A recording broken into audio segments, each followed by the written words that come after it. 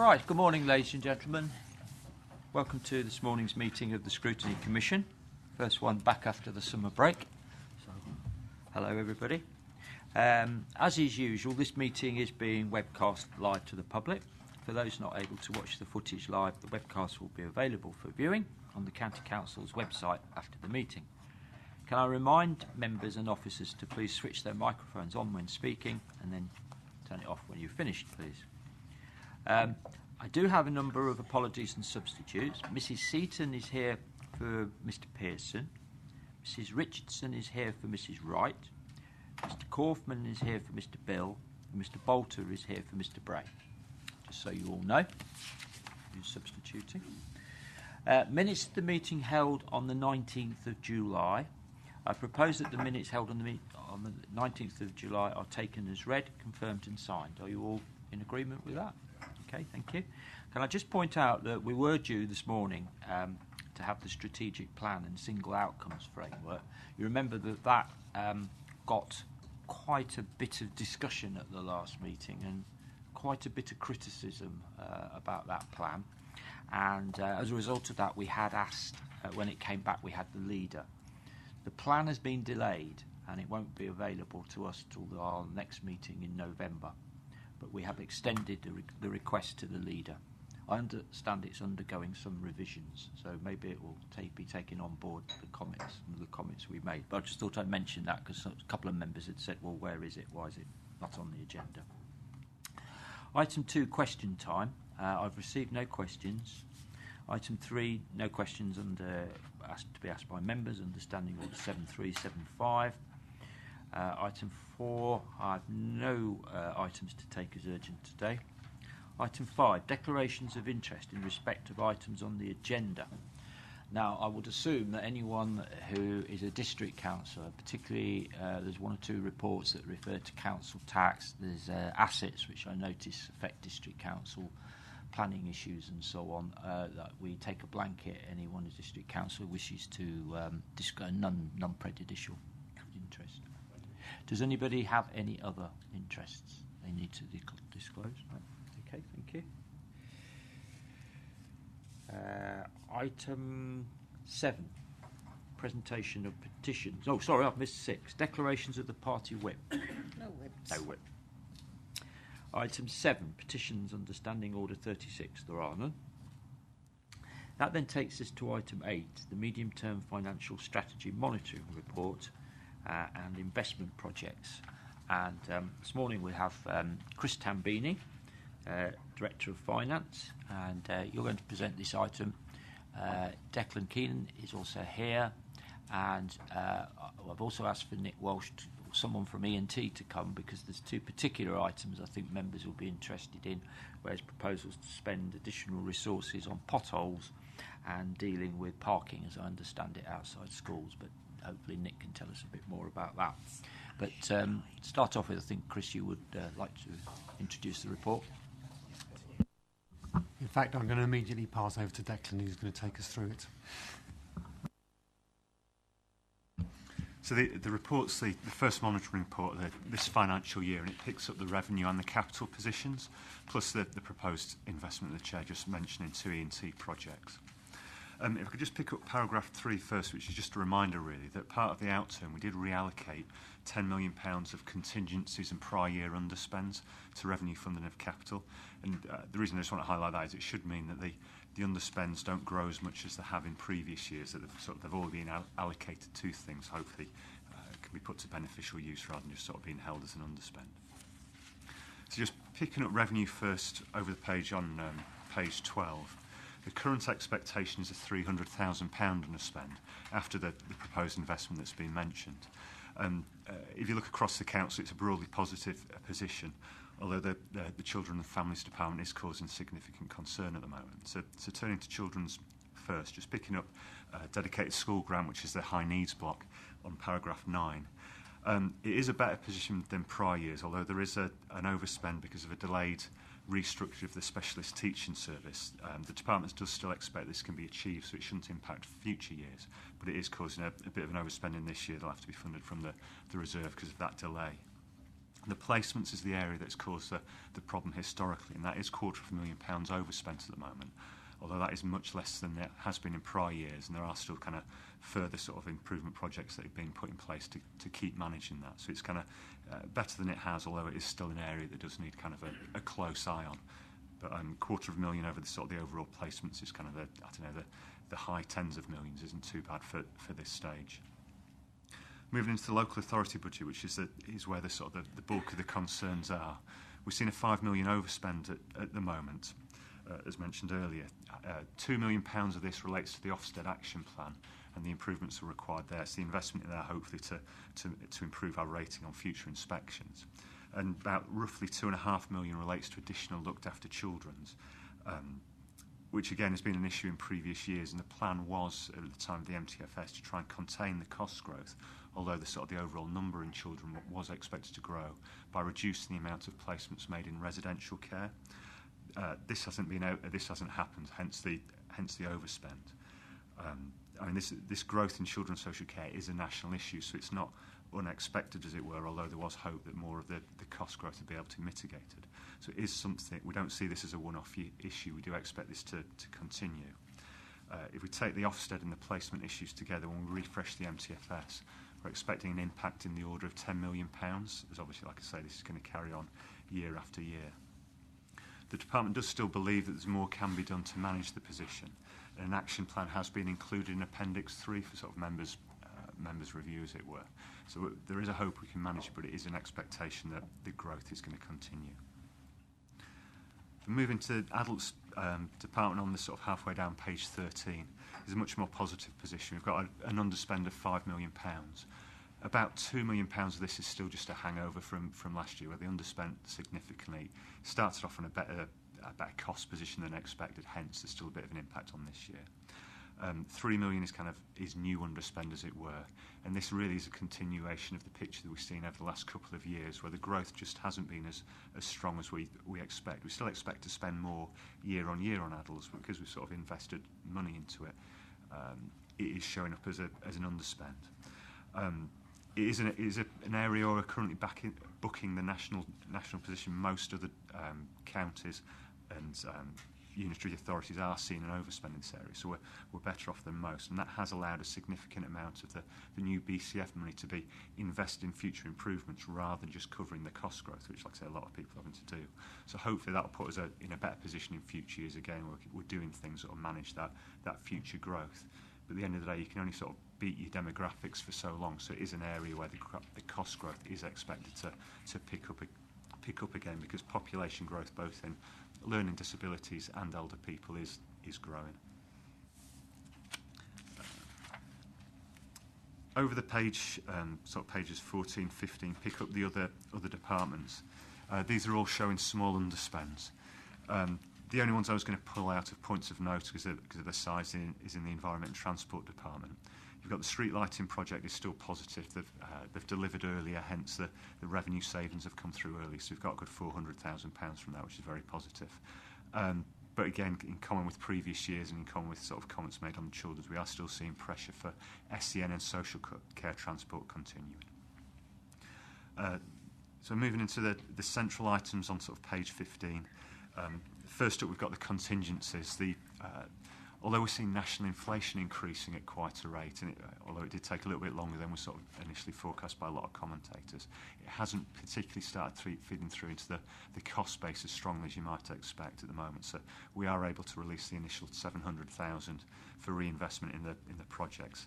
£500,000 of that going into the pothole response times, and £200,000 into school parking issues.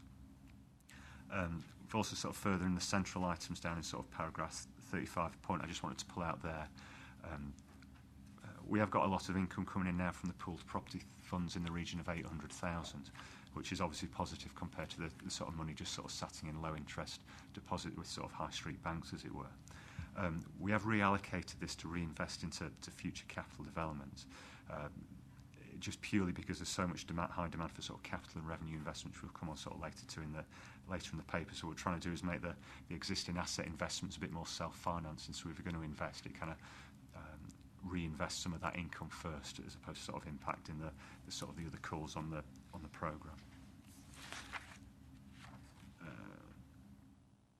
That's all. Sorry, and then in paragraph 40, there's some examples of those calls on the funding, whether it's things like a mixture of revenue, things like ash dieback, or kind of transformation as we sort of continue rolling through the MTFS.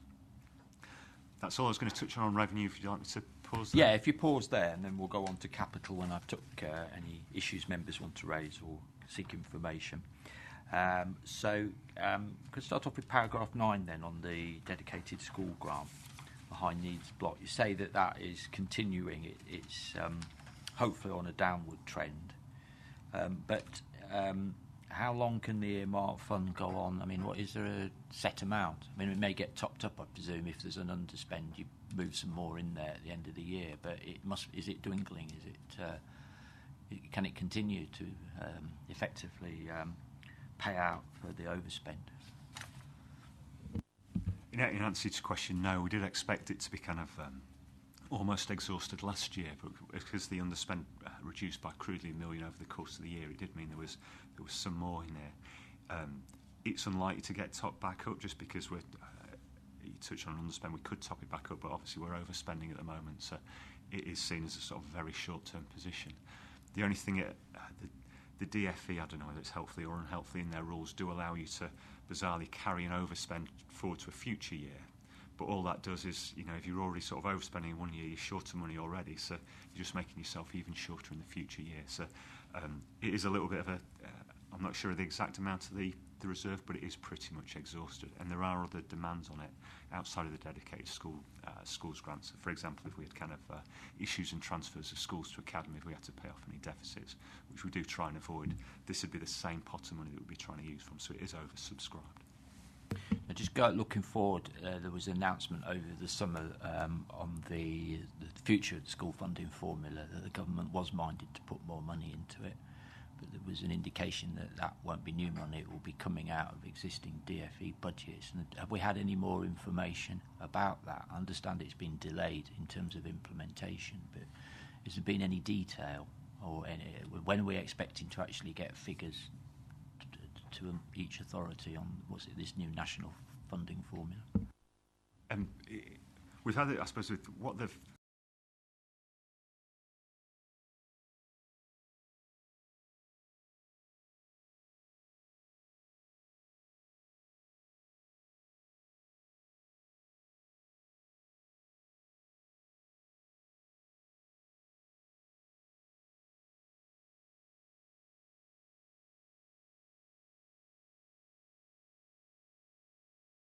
lots of money, and there was talk about sort of abolishing the free school meals to put some money into the system.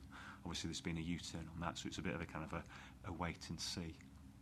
The risk obviously for us, which again has come up at this committee before, is the ability to transfer in schools block between the schools block and the high needs block is pretty much gone.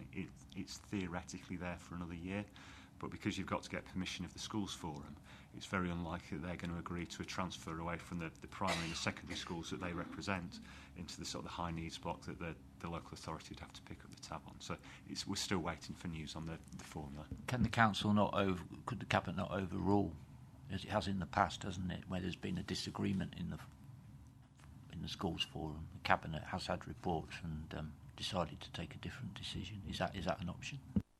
In the past, there was just a duty to consult the sort of schools forum, but then cabinet was the ultimate decision maker. Now you've got to either seek agreement from the schools forum, or if you can't do that, you've got to go to Secretary of State. So it's not seen as likely that Secretary of State would side with us rather than the schools. So again, like I say, it's theoretical but unlikely. Okay, that's helpful. Right, questions from members on any aspects in this report? Yes, Terry. Thank you, Chair. If I can go to page 13, paragraph 13, and there's a bit of a theme through here. So it just struck me as a very large figure, an overspend in having people in place because of recruitment of heads of service. But also at several points in the report, there seem to be significant delays in recruitment. So I wondered, do we have an issue here with the HR function? Because it seems to me that it's causing us significant increase in spending, covering posts from either agencies or bringing in consultants, as mentioned elsewhere. So is this something we can do in HR to improve our recruitment process to actually speed this up? And also, it also mentioned several times that delay in reviews and implementation of management structures is causing overspends. And I just wondered where this fits in with HR, and do we have any actual information on what our current establishment is, where our establishment is due to go, and where we currently stand? I'll have a go at this one. I think the key issue has been the Ofsted inspection and the response in terms of putting together the action plan. That action plan is going to Cabinet on Friday to get kind of sign-off, and it's taken some time to kind of work through exactly what the response is to that. And there are obviously staffing implications in terms of our response. So I think it's been the delays have been caused by the action plan. There's no issues in terms of the HR function. It's about kind of getting our act together following the Ofsted inspection. Would it be fair to say there was also an issue with changes right at the top in that department, in the sense that, you know, the director left, we had an interim director, and initially any new director wishes to have an input into their senior management team, so it was decided not to go ahead with that, but then we weren't successful in recruiting a director, so I think a decision was then made to go ahead and appoint some staff below that. Has that impacted, do you think, Chris, on getting senior staff in place in that department? That has had an impact, particularly probably not in terms of this report, because we have actually appointed 2 ADs now on a permanent basis. But there's generally has been a knock-on impact in terms of the delays in getting a permanent director in terms of what the structure will be within the whole department. But I think the key issue for this one is the Ofsted report in terms of the written response. If I'm just come back on the point of clarification, so under 13, what we're saying is all those heads of service are as a result of the Ofsted. I wouldn't go that far as to say that there's specifically all those heads of service to do with the Ofsted. Also, what I'm saying is, if you look at the general comment you made around, you know, that there's been delays getting people into structures, etc., I think a lot of that is to do with the Ofsted. So I had a number of meetings with Paul Meredith about kind of, you know, what is the response to it, how much money can we put into it, and that's taken a little bit of time to kind of get that through the system. So I think, and there is an implications of that around the kind of higher structure, but I wouldn't blame it all on the Ofsted, if you see what I mean. But the Ofsted has definitely been a factor in terms of the general comments throughout the report. Sorry to be persistent. So on 13 then, how many heads of service was it involved? Because what I'm trying to find out is that if we're spending £600,000 in covering it, and there's only 5 of them, that's a considerable extra sum of money, presumably for agency or temporary staff, to cover heads of service. Could we not have got people to act up in the interim at lower cost and backfilled underneath them? It just strikes me as a large sum of money, 600,000. I haven't got the detail to answer that question. I mean, I can get some information to you outside the meeting, but I wouldn't have the detail at my fingertips for that. On all these, just one small one on that. It's probably just worth explaining. It's not just the heads of service; it is across the sort of the management chain. So obviously, sort of people like Paul in place at an interim rate as opposed to a permanent rate. So it's kind of a mixture of delays, temporary staff, etc. So there is a combined or a mixture of different things that are going to impact it when the sort of the figures come through to you, just sort of to manage your expectations a little bit. It's not just going to be a clean sort of, it should have been X heads of service, it's now Y. It'll be a whole mixture of different things. On all these monitoring reports, obviously we're looking at the overall situation. We have in the past felt that something needs looking into in a bit more detail, and we've asked the relevant scrutiny committee, in this case it would be Children and Families, to have a look at it in more detail and have a report. So that is an option open to you, Terry, if you want to, but perhaps you want to think about it while we carry on. Yeah, no, I mean, I'm more than happy with that. It's just I was just trying to get an understanding of, you know, it just strikes me as a large cost when obviously we're faced with the financial imperatives we are, and I just wonder if there's anything that could be done to speed it up, to assist accounts, or if there is something that we perhaps missed that we could have done slightly differently. Okay, I've got Terry Inan next. Thank you, Chair. I was wanting to look at paragraph 20, page 13. where it says that one of the reasons that we've had an underspend in residential and nursing care is a reduction in the number of service users. I was wondering, is that an actual reduction in the number of service users, or is it relative to an expected rise in the number of service users? And then also looking at the lower than average care package costs, I'm aware that Health Overview and Scrutiny, the term was used when we were discussing the fact that we don't actually have much in the way of delayed transfers of care, that people were actually having longer stays in hospital due to what they called patient and family choice, as in families not happy with the care package that was being offered and therefore not letting their patients leave, their relatives leave. So that was in HOSC. And also I'm aware that in A&C we've had problems with providers walking away from the Help to Live at Home contract. So I'm kind of wanting to look at this in the whole of the health and social care journey, because I would be concerned if our underspend was actually leading to instability in the overall health and social care system, and I was wondering how we can look at that. I'll try and remember all the different sort of sub-questions, but the first one about the numbers, at the moment they're forecasting a reduction of 25. Now it's worth bearing in mind that there's 2,000 people in residential care that the authority supports. So if we come back sort of next quarter and say it's gone up a little bit, so 25 is kind of very small, but the previous trend, although it was increasing, there has always been a target desire to reduce the number of people in residential care, partly because it's not good outcomes for them, but also because it's obviously more expensive for us as well. So the desire was always to kind of plateau and then reduce the numbers in residential care. At the moment it's showing a very small decrease, but that's probably more to relate to the overall sort of I suppose slowing demand that we're seeing across adults in the short term at the moment. In terms of the relating to the detox, my understanding of it is it's more the sort of the people's choice when it's their own sort of self-funding. If it was our package they weren't happy with, it would go down against a social care delay. But it's more the people who are actually they're making the choice in the sort of the home that they want to go in, or the sort of the home setting. So it would appear in our detox if it was our care package causing the problem. There was a blip after Help to Live at Home, undoubtedly, and it was sort of reported last year when we had the provider issues and we didn't basically have enough volume or capacity in the home care market. We did end up paying extra costs into residential care, so that will have in some ways in the short term artificially brought our residential care costs up. The home care market has stabilised a bit with sort of bringing in lots of other providers, so it's kind of, and also using sort of direct payments so people have the choice to go to sort of other people if the primary contract couldn't meet it. So that impact should have stabilised now in home care, but it definitely did have an impact last year. And did that cover everything? Chair, I wonder if I may ask a general question. I'm a substitute here, and it's the first time I've attended a meeting of this scrutiny panel, but I've been on other scrutiny panels over the last few years.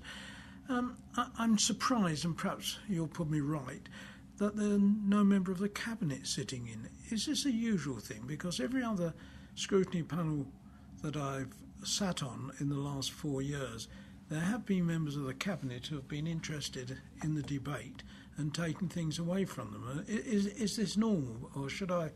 Can I just cut you off there? Mr Rose was coming this morning, but he's not feeling very well. So... specifically on the next report, which is the scene-setting report for the MTFS forthcoming, he wanted to speak and join the discussion on that, but unfortunately he's not able to be here.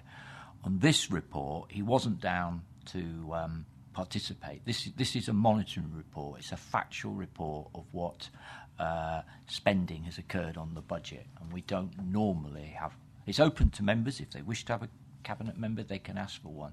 But the way we've operated on this, some Cabinet members go to every committee. On this commission, historically, we've operated on the basis of invitation. So there was an invitation issued for the second report, but not the first one. Hope that clarifies it. I accept your explanation, Chair, and I'm a new boy on this. But I just would have thought it would be in the interests, everybody's interests. And we do have... I don't know what these other posts are called, but they're supposed to have assistants, of which their paid assistants in the cabinet, and I just wondered if and I'm very sorry Mr. Rose is not well, but I would have thought that one of his assistants. Well, I think because of Mr. Rhodes feeling unwell, it was too short notice. We could have pursued that, but I didn't know personally until just before the meeting. So I think there would have been a timing issue there. Okay. But he would have been. My understanding is he would have been here if he was able to. Right. Have we got any other questions on this report? Yes, of course. I want to move on to talk about the E&T issues, but perhaps you want to come in first. Yeah, I'm just interested in the comment about help delivered home, because I know there was one provider down, and the officer just said that they've employed lots of other providers now to provide this service. And I thought the whole instance, well, we got into this problem in the first place. The reduced number of providers down to 7, then down to 6, and reduced number of providers, and now we seem to go back to a multitude of providers again. So I just wondered how we're doing with that situation. Has the provider that withdrew, I know there was a protracted procurement process, has that reached a conclusion yet, do we know? I'm not sure, to be honest. I think it was... Rosemary's nodding. It has. Help us on that. I can say, if you want, that at Adults and Community Scrutiny yesterday, the director reported that the 3 vacant lots have now been let to 3 different providers, and there'll be a report at the next meeting of the Adults and Community Scrutiny on this issue. Right. Doesn't answer your question about moving to lots of providers. All I was describing there was a sort of short-term position that they put in place to ensure that people got the care, as opposed to kind of a change in the strategy of what's going on. So it's just that short-term plug. It was the response that we had to take in order to address the situation, rather than what we were planning to do. Yeah. Do you want to come back, Jeffrey? Yeah, I just wonder if I could remind the officers that I chaired a panel looking into home care, and the point that we made very clearly as a panel, that in none of it, however you divide it, there shouldn't be an exclusive one provider in one area, and that was completely ignored by this council. And it was very important that there should be at least 2 providers in each area, and that was completely ignored. So perhaps I want to think about that again. Right, well, it'd be interesting to see how these 3 new ones have been covered geographically. Terry? If I may just give a point of clarification as Chairman of Adults and Communities, just in part of the minutes discussion yesterday, it was announced which companies were taking over the lots. Some of those are existing providers, so it doesn't mean we're having the multitude that is being referred to. And there will be a full report at the next Adults and Communities about who those people are, what they're doing, etc., which will be an opportunity. But this strikes me as a rehash of old things outside the terms of this report, because we're dealing with something which has gone in the past and decisions made. So I don't actually see the relevance of it to discuss in this report, to be honest. Right. I think we've covered Adults and Communities then. So go to page 14. Anything on public health people want to raise? Going straightforward.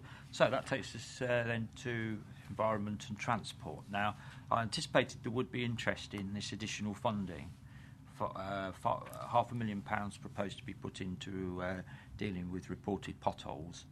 And then I know that, and particularly Mr. Bolt has been raising this, and I know other members have, dealing with issues of parking abuse outside schools and zigzag enforcement. Are you able to tell us a bit more about what this money will be spent on and what we're hoping to achieve?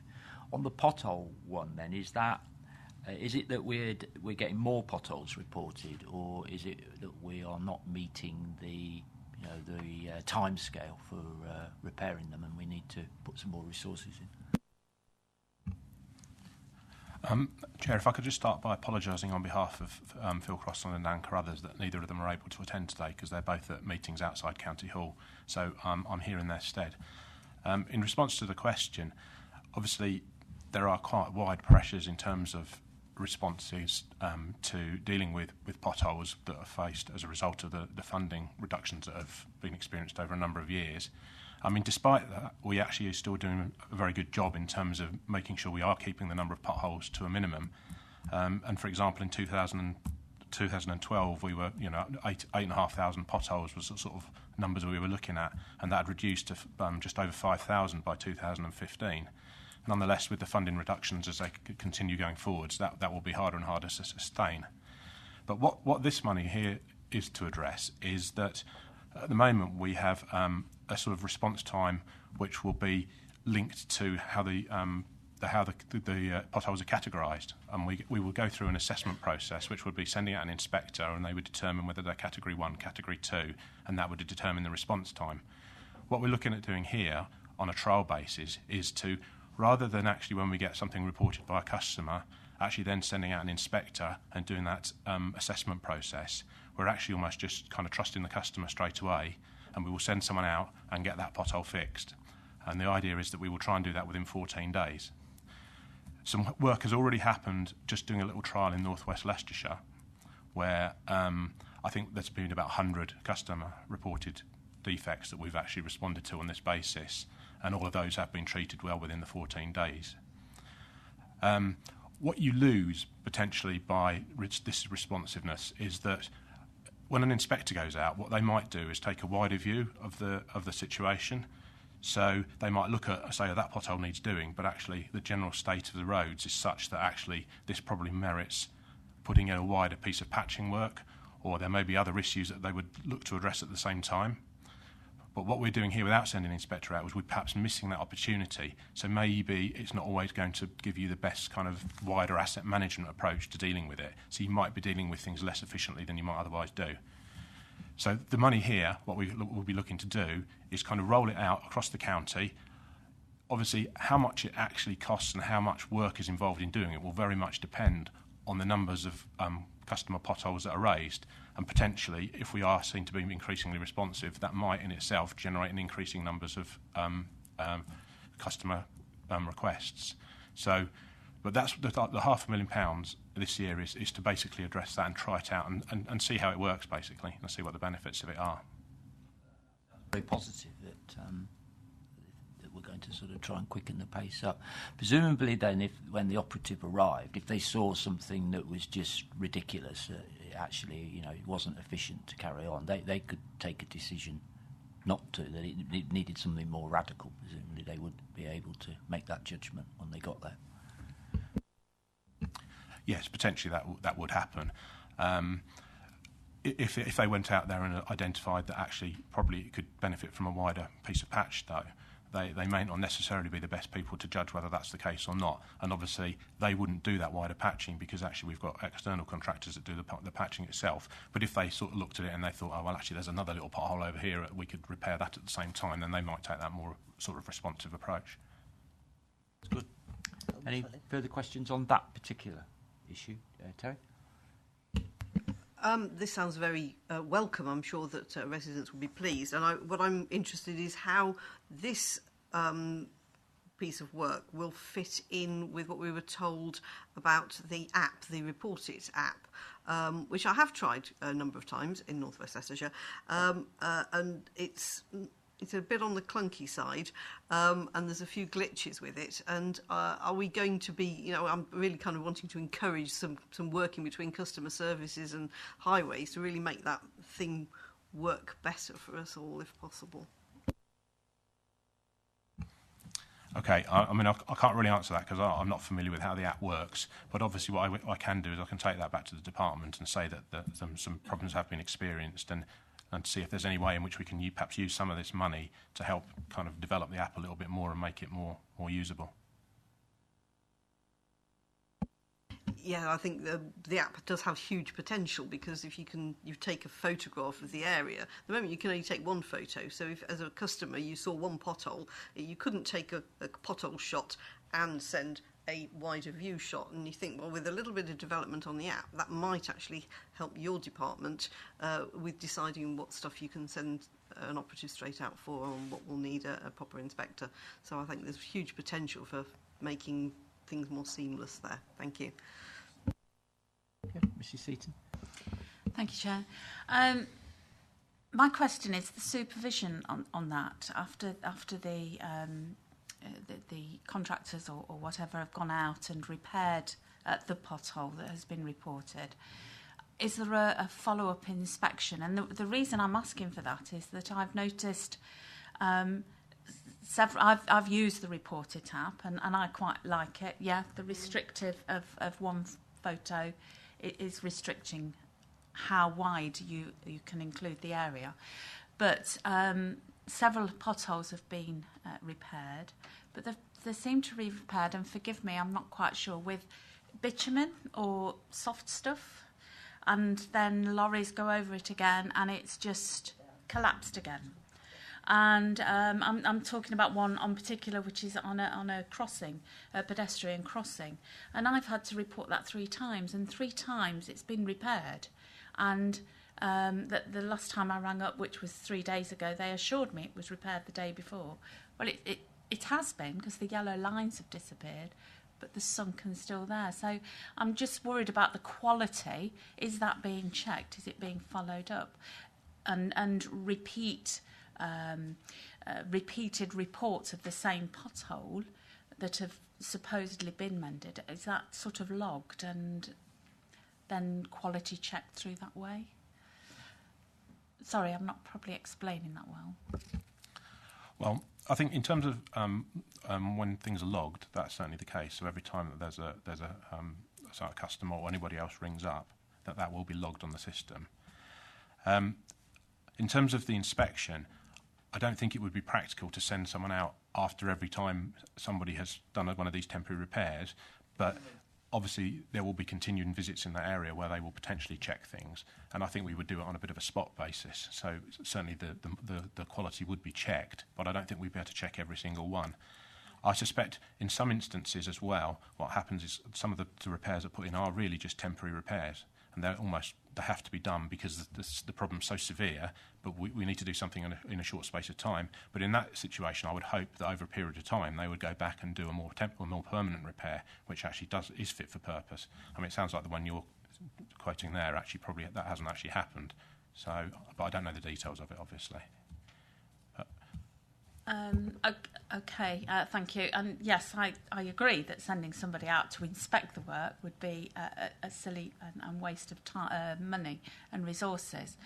But is there a method at the time it's being mended? Obviously, it is inspected.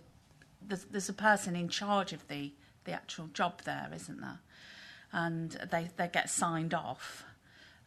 You would expect them to have viewed the quality of the work. Are they not competent enough to, probably that's a too harsh a word, to say that this is a good mend or this is just a temporary mend? See, I wouldn't know, would I, that whether it was just done temporary. All I can see is that the same thing has been repaired 3 times by the county council and it's still not up to standard. Well, yes, you would expect that there would be a supervisor who's part of the gang who would ultimately be responsible for signing off whether that work's been done. And then, as I say, you would then expect the managers of the supervisors to periodically go out and review a sample of the work to make sure that it is up to standard. It's just that they wouldn't necessarily pick up any one. This particular incident that you're quoting, obviously that does sound like it hasn't been done correctly and something different needs to happen. But you say you've already reported it, so hopefully that will get followed through. But I mean, if it's a specific thing you want to do, then I can follow it through, and if you can give me the details of the location, etc., I can make sure that we have a look at that for you.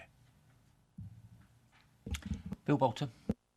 Thanks, Jay. Yeah, it's interesting. Having been to the Harvard Transport meeting last week, where we were told the unclassified roads in particular will be deteriorating over the next few years, footpaths also deteriorating. And now we've come up with a new idea now that we're going to send a gang out and actually do a quick repair, which I'm fully in favour of. But what worries me is they might do a temporary repair and we never get a permanent repair done. So with this, there must be a follow-up about doing the permanent repair, because I know of instances where temporary repair has been done over a number of years and never actually been done permanently. So is it a quick fix to save money in the short term, or are we going to do the proper job in the longer term. But what does concern me is the long-term implications of the highway network deteriorating over a period of time. The Cabinet lead member did say we're starting at a high level. I accept that. Roads in Leicestershire are at a high level. But if we don't put resources in there, they can soon deteriorate. And I'm worried about the unclassified roads, which has taken a very low priority. And we had a hierarchy chart on last week saying what was going to be done when and sort of timescales. And this was never mentioned at the Highway Transport Scrutiny Committee. So why wasn't it mentioned there? I can't answer why it wasn't mentioned there, but I think what I would say that this isn't necessarily a completely fundamental approach. We're not doing something on the ground that we aren't doing already. All we're doing is we're going out and responding to something in a slightly different way. So actually, rather than sending someone else out to inspect it and then doing the temporary fix, or in some instances we might do a permanent fix first time, actually what we're doing now is we're just going out and doing the work before we've actually sent an inspector out. So, but you're right to an extent, because we might be losing out on that kind of wider, what might be a better treatment, might be a more permanent, larger scale fix on the wider area, rather than just the immediate response on the one small patch or pothole that's been identified. So that's why this trial is there, to see how it sort of pans out over a period of time. Because I say, you might lose in terms of that wider asset management approach, but you will gain in terms of inspectors not having to go out and inspect what needs to be done in advance of actually the work being done by the operatives. Okay. Highway patrol back again. Yep. Right, shall we move on to talk about these school parking issues? So that is something I know is dear to a lot of members. Wanting to comment on the potholes? I just wanted to ask a wider question, if I may, Mr. Chairman, through you. I just wondered, with the announcement at the LGA conference of the 2.3 billion funding programme for non-highway authority maintained roads, I just wondered where we are in terms of any bids we may have submitted under that new fund, or is it not actually open for bids yet? And clearly what roads we've identified as being primary routes that could actually then benefit from more wholesale maintenance from the benefit of that fund.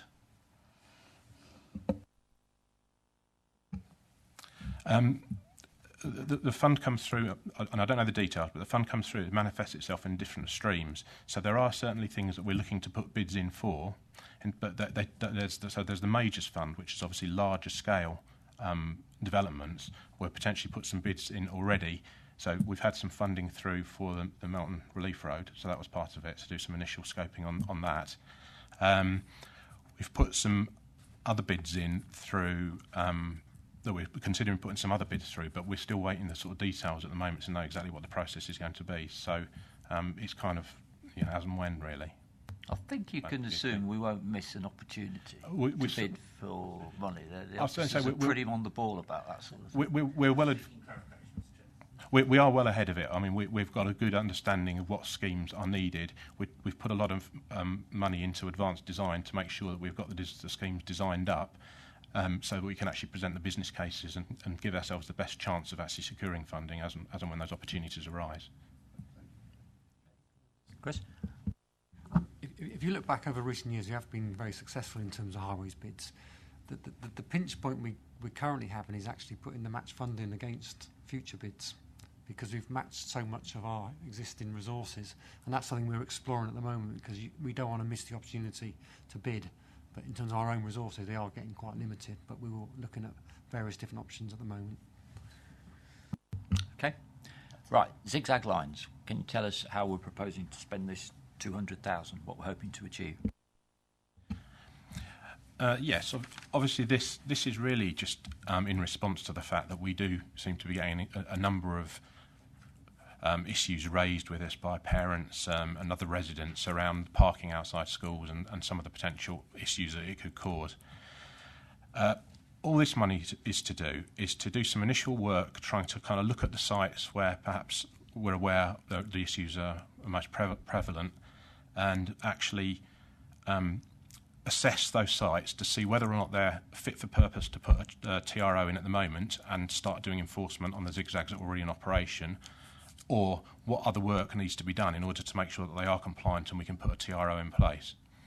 The intention is to do that work over the next few months, and then a report will be taken to Environment and Transport Scrutiny Committee in November with the initial proposals about how we plan to do it, which sites potentially we will look to roll it out at, and what the implications of that are, and then potentially what we would need to roll it out more widely across the county. Okay, I think that's an important clarification. So this is about looking at what we can do, checking the situation at the potential problem areas, and then deciding what action to take, rather than actually implementing more enforcement at this stage. I think that's an important distinction. Yes, we wouldn't be implementing anything until it's been taken and agreed at the Environment and Transport Scrutiny Committee. Yes, can I just come in there? All schools are potentially affected by parking. Now, why can't we look at a blanket enforcement or a blanket TRO for zigzag lines, and then look at what extra work we can do where there are more problems? Because there's a level of problems, isn't there? Because there might be a school who has got very small issues, but then there's another school who has, a larger school who has some serious, dangerous problems. So my question is, why not look at a blanket TRO for all, and I'm sure it would be cheaper for all schools, and then look at the remedies thereafter? I think really it's just an issue of being able to assess what the requirements are at all schools. I don't think we could put a blanket TRO in place and then expect it would be covered at all schools, because I think the way the schools are, the way the zigzag lines are at the moment, for example, in some instances they've been extended at the request of the head teachers at the school, which means that they're no longer enforceable. So that kind of analysis needs to be done to see which ones are actually enforceable as they stand at the moment and which ones need further modification. Get it right, but we won't stand up later. Okay, are we happy on that? Bill, you happy on that? Is the report to E&T, that's November, is it, to take that forward? Okay. Yes, Lee. Sorry, I think it'd just be, looking at it, I think the key is it's okay having traffic enforcement orders in place, but it's enforcing. That's the problem, because parents won't pay any attention unless there's a policeman there with a book to issue tickets, or the parking warden, as it is now, to issue that ticket. So I think that part of the problem is you can put them in place, but parents on school runs will drop off, park in front of a lollipop person on yellow lines, and they will give them a verbal abuse saying, I'm only dropping my child off, do you want my child to be late for school? And it is the enforcement, so it's how we affect that. So it's whatever schemes we put in place, I think that will still be the issues. Is it looking at that end of it as well as TROs? There will certainly be an ongoing cost in order to make it work, because without anybody going out and enforcing it, we're talking probably about having a sort of roving enforcement officers who would go out in vans, and they wouldn't be at every school every day. You just enforce it that way. It's not going to pick up everything, but if people see that there is a presence, sometimes they may be more inclined to meet enforcement. Word gets round that the enforcement officer is there. People start complying. Mrs. Richardson and then Bill. Thank you, Chair. I agree with Councillor Bracken that it's the enforcement. I've worked at a number of schools and parents just ignore zigzag lines, and there is no one there to enforce, and when you do ask people to come out and enforce, they're not willing. I have seen one school in Wigston, I think it is, that has actually bollards that look like children figures, and it stops them being able to open their doors so close to the school, but it also makes people stop and think. So I don't know if you've looked at other things as well as zigzag lines. I'm not aware of the details of that, but I can certainly take that back and say, what other options are there. I think all members have concerns and problems with this, so I think it's important that members input into this report that Mr. Bolter is asked to go to the Environment and Transport, and it's something on these sorts of things often, Rosemary, it goes out to all members anyway, doesn't it, the report? Could we flag that up, that this will be significant interest to probably 50 or 55 members, and we all get a copy of this report, and then we can input to Mr. Slater, can't we? You're the chairman of that committee. And make sure all members' concerns are picked up as part of this work. Can we flag that up to you now? Thank you, Chairman. Yes, I've heard what members have said, and I agree that this report would be of interest to everybody because we've all got schools. The report, of course, will go into something wider than just zigzags. I mean, one of the things that I'm hoping the report will address, because I've asked the lead member to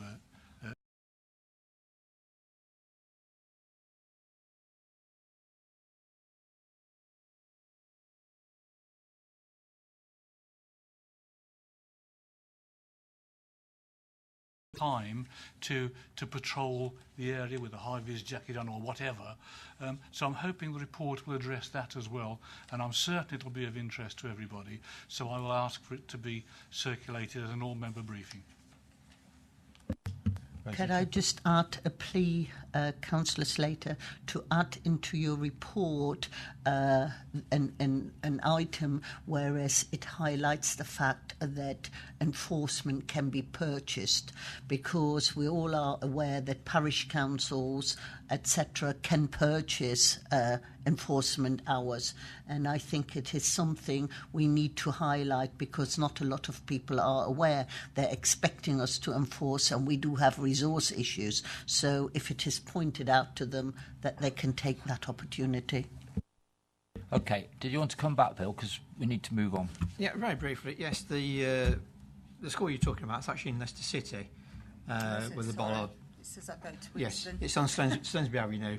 It's in Leicester City, and it is quite effective, so it's something we should perhaps look at.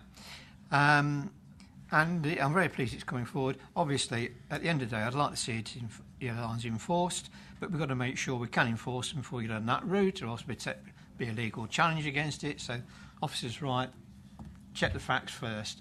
But what I'm looking for at the end of the day is some enforcement. And who can enforce is an interesting question. Who can issue a fixed penalty notice? And also an interesting question. It doesn't necessarily have to be the company we use at the present time. There are ways that other people can do fixed penalty notices, and that's what we need to look at as well. So it's looking at the whole thing, but we've got to start the journey. We've all had complaints about parking outside schools. We all know there's a problem. Let's do something about it and work together to solve the problem before any more children get knocked down outside our schools. So this is important, and it comes along with also parking on the pavement, which is also coming to the November meeting. So it's things that we're all interested in, but we need to work together and get the solution to these problems before it gets unattainable solution. Thank you. Did you want to add anything, Geoffrey? Yes, it was just the comment, Chair, of being able to purchase the enforcement. I mean, I welcome this. We have serious problems in some of the schools in Oadby because of parent parking, and one of the biggest problems is we seem to educate half the children in the city at our schools, and they all have to be brought in by car, or all seem to be brought in. But it's this purchase that fascinated me, because when Oadby and Wigston requested some enforcement work, they were told it's a minimum of £37.50 an hour for 2 hours, and you had to do this, that, and you had to have two people. So when I dared suggest, well, perhaps some of the income can go back to the people that are doing the purchasing, I was told that's impossible. Now, perhaps if somebody who's doing the purchasing can have some of the income from the tickets, it would make it easier for everyone, and perhaps I can ask the chairman of that scrutiny committee to find out whether that is possible. Thank you, Chair. Okay, I won't ask you for a response on that today. That's something you can consider when they get the report. Okay. Right. Thank you. I think we've done on that now. So can I thank Nick very much for coming on the highways and transport issues. But if you want to get away, he likes it here. Yeah. Before we move on to capital, I just wanted to ask a question on paragraph 38. If I got no, it's not that. It's the one where you say about the review of the council tax income. Now, there was a report to Cabinet on this where you were proposing to fund consultants to do a review on maximising council tax. Is that now going ahead or not? Is that the district council's? What's the outcome of that? I can't remember quite where I read it, but it is referred to somewhere in here. To that, yeah. Any other questions on revenue? Can we move on to capital? Right. Do you want to introduce the capital section? So the capital programmes starts halfway down page 16. Currently, the programme's shown a slippage at 3.7 million. This relates broadly to the sort of the Colville Workspace project, which I'll come on to in a minute, where the scheme's not financially viable. The rest of the programme is much more positive theme, where sort of things are more likely to be brought forward than delayed. I'll just pick out the main points because most things are on track at the moment. Children's and Family Service. The main point I wanted to highlight to members here is we're bringing forward 7.2 million from next year. This is grant funded from sort of the DFE, so there is a small risk that by bringing it forward, they could rework the grant next year and we could lose out. It is for the grant has already been announced for next year, so it is seen as very unlikely. And the overall benefit is obviously kind of we get on and sort of the places get put in, get delivered. But there is a small risk there that I just want to make sure members are aware of. The other significant variances in sort of the service departments are in E&T. There's a Zooch Bridge, 1.4 million, which relates to a compulsory purchase order. It's just a delay, which kind of can happen with these things, but it's been more than offset by the LED street lighting project, which is kind of a £5 million acceleration, which should bring the end to this scheme an early finish. So this year should be the last year that we have the LED street lighting featuring as much as it does.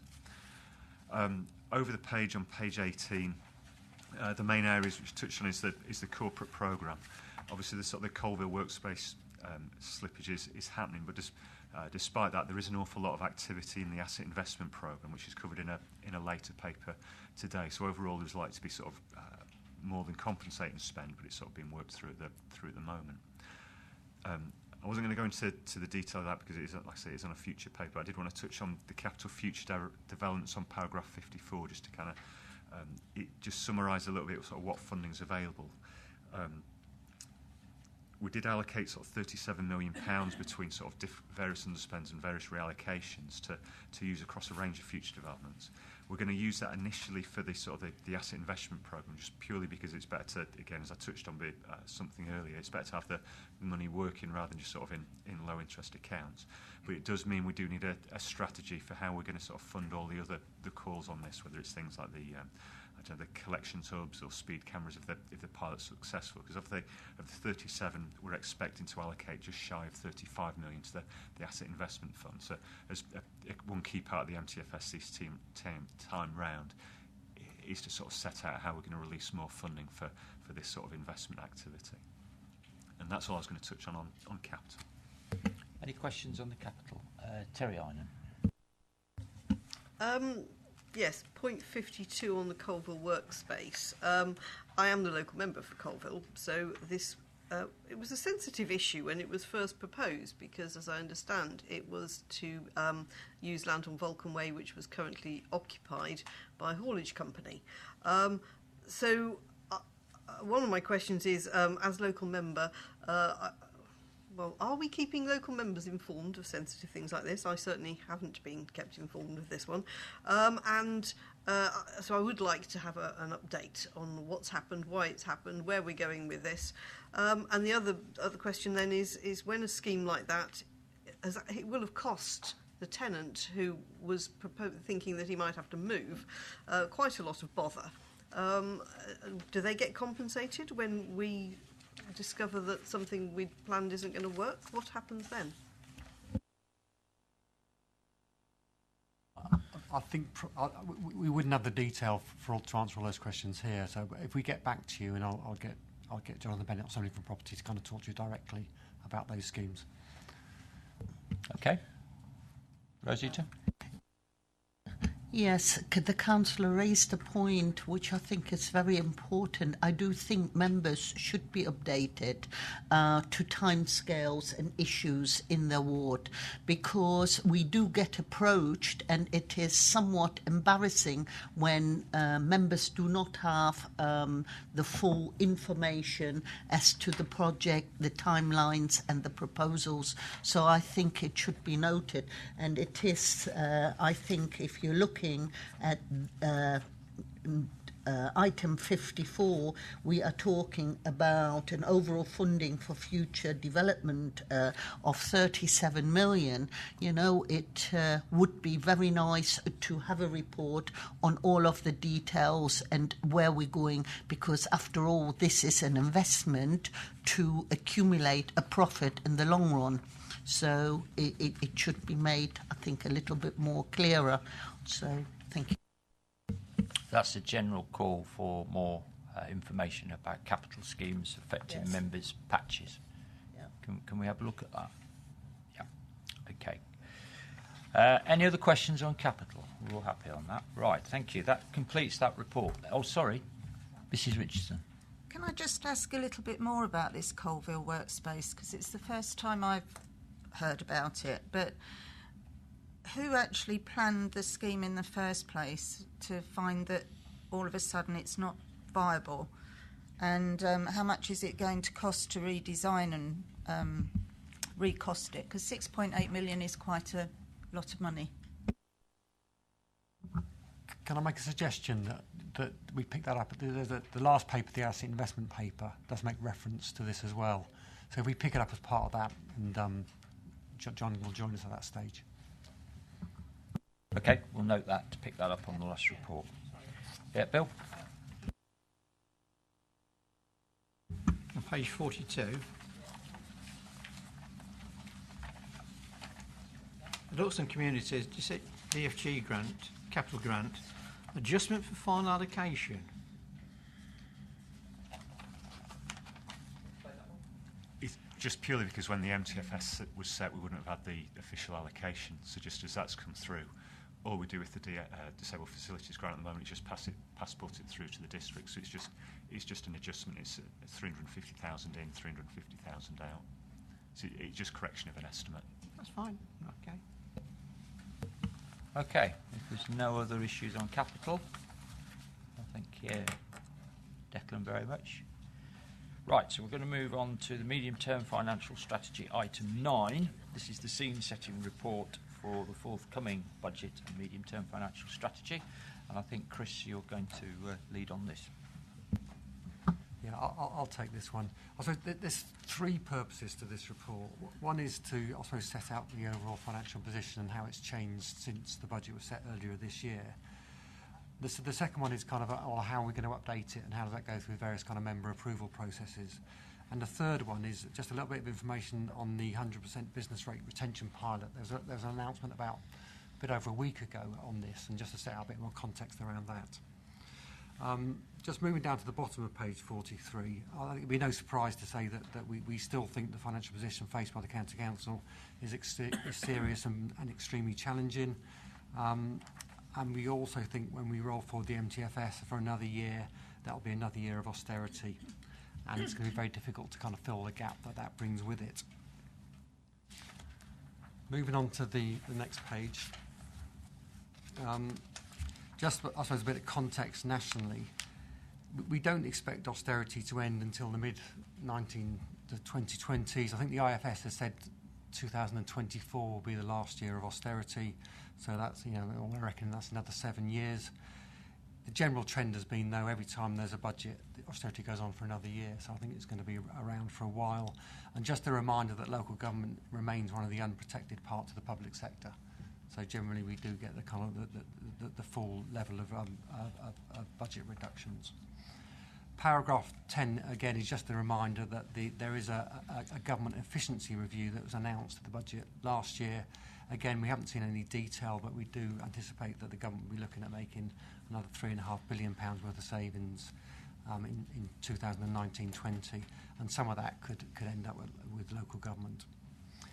In terms of Leicestershire's position, just a reminder that the current MTFS has got a £43 million savings target, but also a gap of 23 million.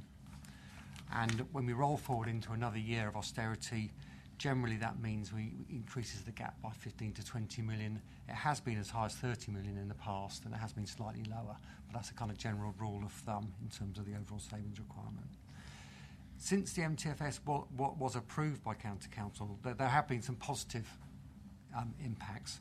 So the £2 billion that were announced for adult social care funding, around 20 million that comes to the County Council, has been a real benefit. That has had a significant positive impact in terms of the MTFS, obviously particularly on adults and communities department.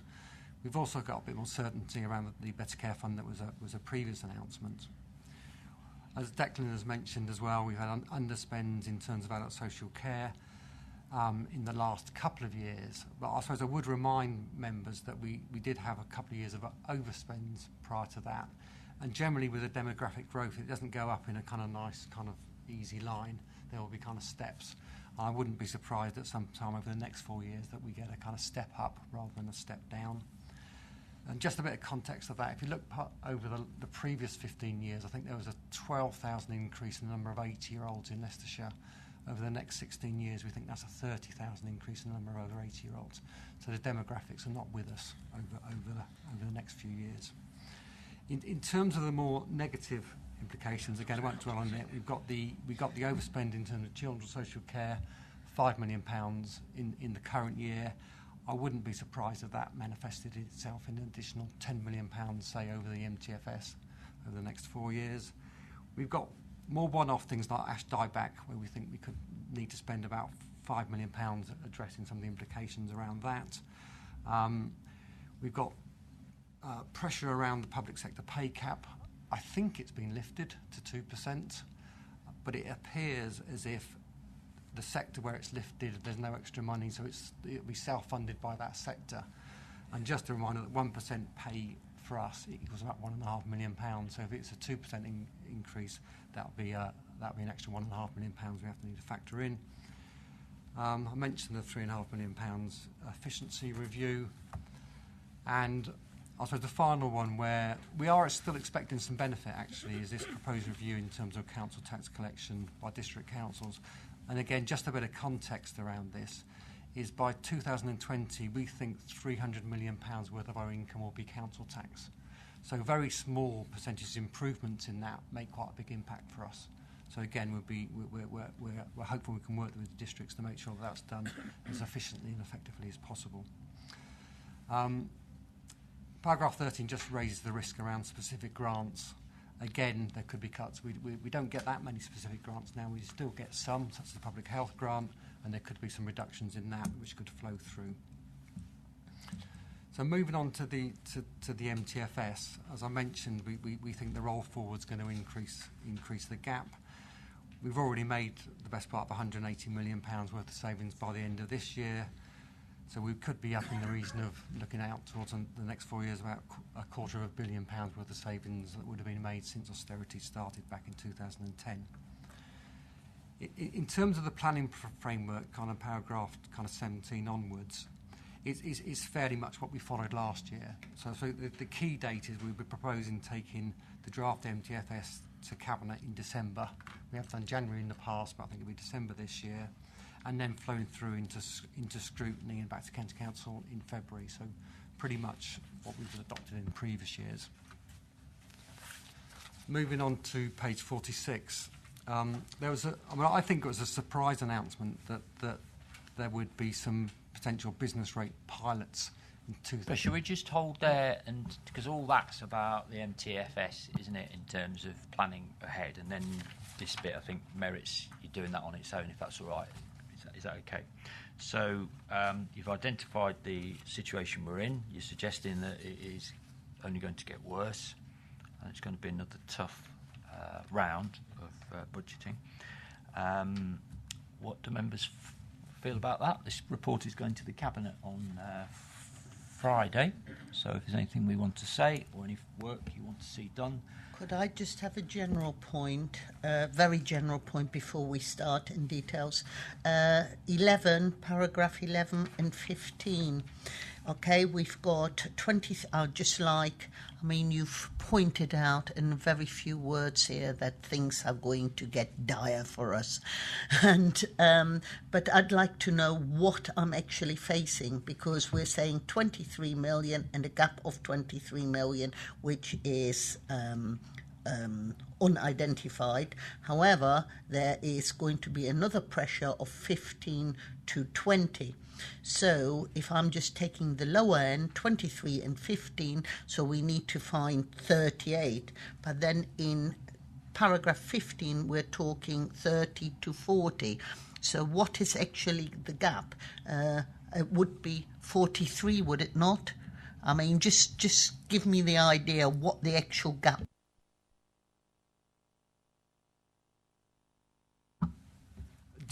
Probably the simplest way to explain it is the current MTFS has a savings requirement of £66 million, of which 43 million has been identified.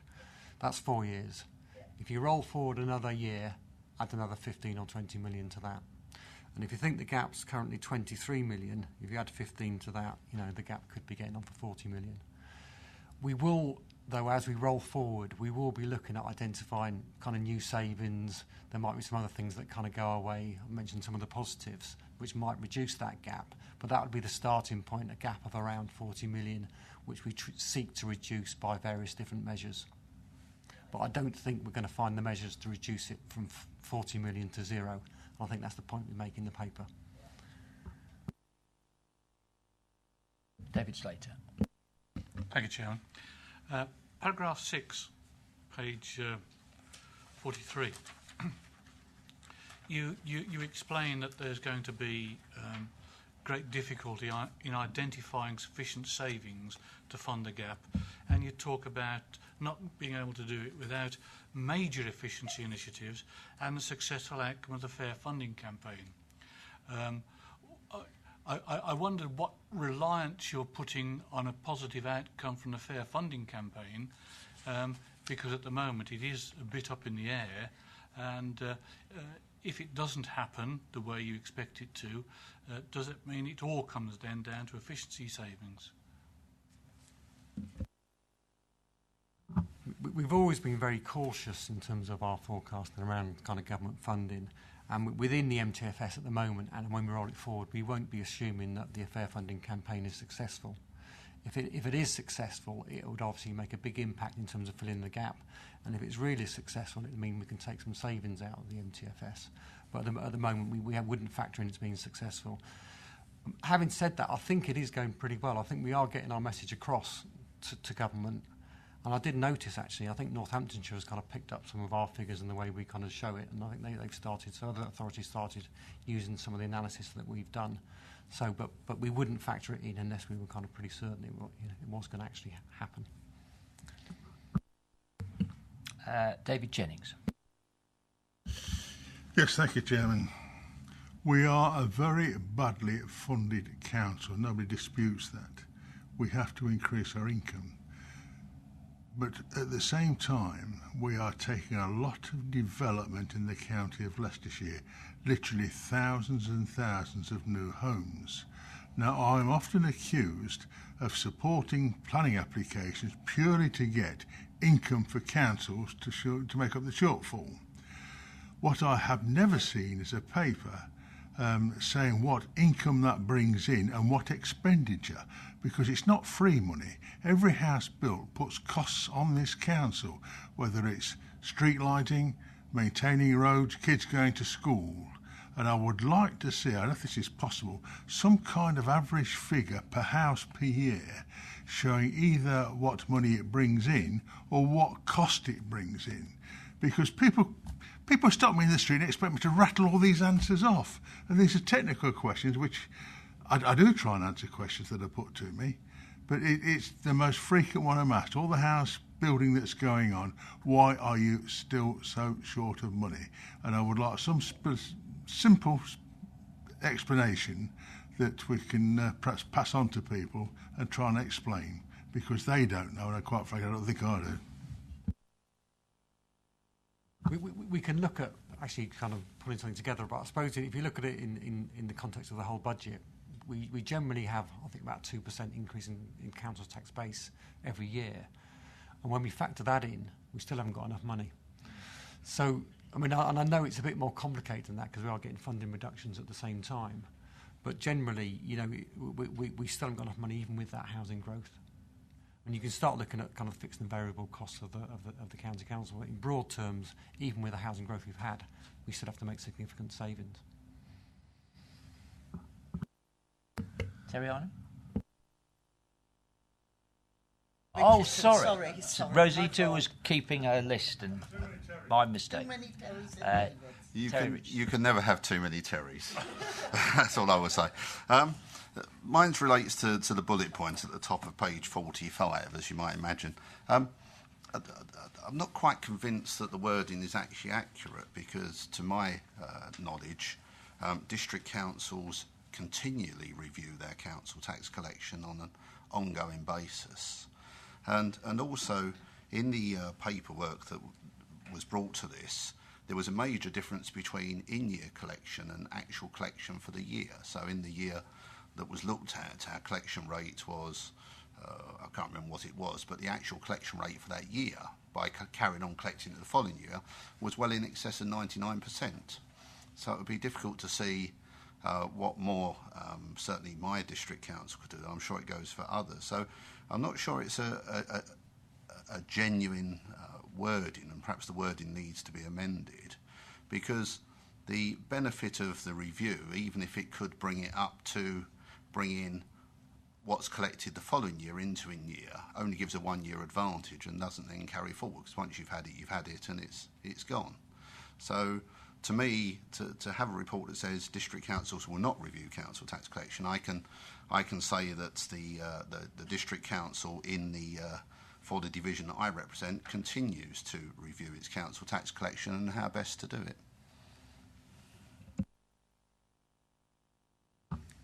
I've obviously had some interesting correspondence with district treasurers over the last kind of couple of months. There were three elements to the review.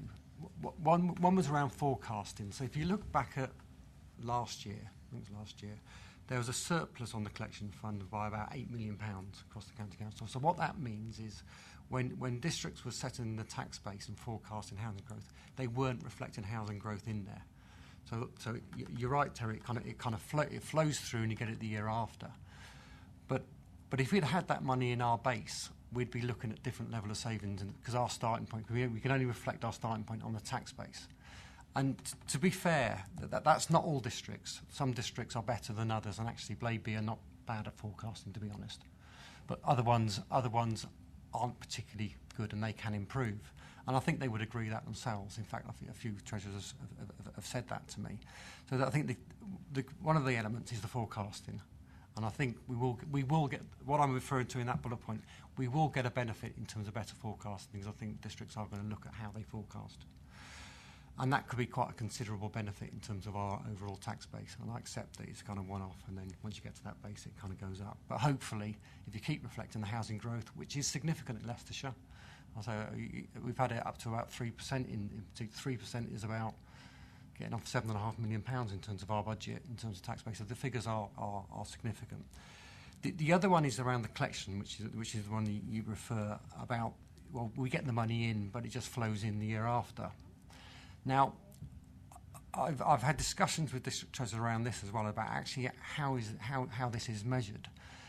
And we've kind of tasked as a revenues group to kind of go back and come up with a way of which we can assess the performance of the districts in terms of their collection techniques and how they do it.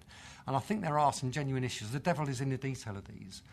And my understanding is that sometimes, for example, you might set the amount of council tax income you want to collect. Then over that year, I don't know, there's been significant housing growth, but it's monitored against the original kind of debit. So when you're collecting 99.5%, is 95% of a figure that's historical. And you could get a position, which I've seen from districts not in Leicestershire but elsewhere, you get in where you get in over 100% collection because you haven't changed the amount you're collecting in the first place. So I think there's an issue about the detail in terms of how districts kind of measure this. And again, having talked about this with a few treasurers, I think it does depend on the district how they do it. So I think there is a detailed bit of work the districts are looking at now about how they actually monitor that. But if you look at the figures which I think are comparable, which are the in-year collection, and you look at the district performance, it is about average. So the bits I can compare Leicestershire districts against other districts, we're average. But we are a fairly affluent county, and I would expect us to be at least upper quartile. And all I can do is kind of think, well, we should be about upper quartile, and if you get the money in sooner, generally you get the money in. If you leave it later, you probably end up with write-offs, etc. So, but again, we need to get into the detail of it, and this is why I was kind of pressing for a review in the first place, because I think you need to understand the detail of it. But to be fair to suppose they are kind of looking at it. The final element of the review was around policy, and I suppose the best example is that every 2 or 3 years we do a single person discount review just to check there isn't any fraud around single person discounts, and we co-fund that with the districts, and it's worked really well. And to be honest, and there's been a lot of cooperation. And every time we do that, we get in the order of £1 million in terms of extra income. And it's just that, and again, I haven't, apart from that kind of evidence, I haven't got any real evidence, but it makes me think, well, are the ongoing controls there in terms of granting those discounts, not just single person discounts or other discounts, are they working effectively in all districts? And, if you do a review and you get £1 million, it makes you think, well, some of these shouldn't have been awarded in the first place. So again, I'd hope that we could work with the districts about how we kind of look at that as well. So it's those 3 areas that we were looking at. And I do think we are going to get a benefit, particularly around the forecasting. And I think you'll see that flowing through into the MTFS in next year with a bit of luck. But districts weren't happy to do a review across all those areas. So just on the forecasting then, this is where you put the MTFS together, you publish it, you base it on what the district treasurers have told you, and then in February, when you do the update report to Cabinet and recommendations to Council, you often have a paragraph saying the districts have updated their forecast figures and we're going to get another 2 million. Is that, just for clarity, that's the bit you're talking about, is it? How it can change between December and when we set the budget in February? It's not so much that bit. The way it flows through is you get this huge collection fund surplus. So in effect, what the districts collect is far in excess what we've set our tax base on. And I think, was it £5 million, I think we got? Yeah, 7 million for the whole county. £7 million for the whole county last year, and we reflected £5 million flowed through. So this is after the budget's set, but for the following budget we get a one-off benefit. What I'm trying to get districts to do is to forecast a bit more accurately. We kind of know there is housing growth.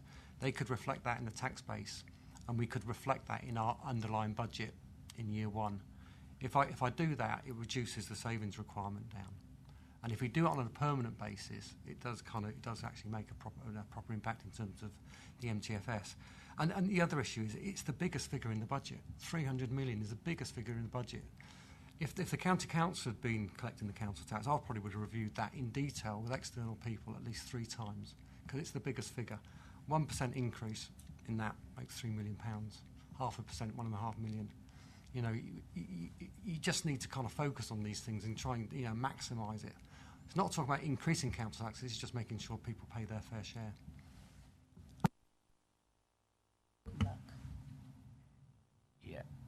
Yeah, thanks for that clarification, Chris. So I think as you've acknowledged then, that the wording as it stands is incorrect, isn't it? Because I think you have acknowledged that district councils do continue to review their council tax collection.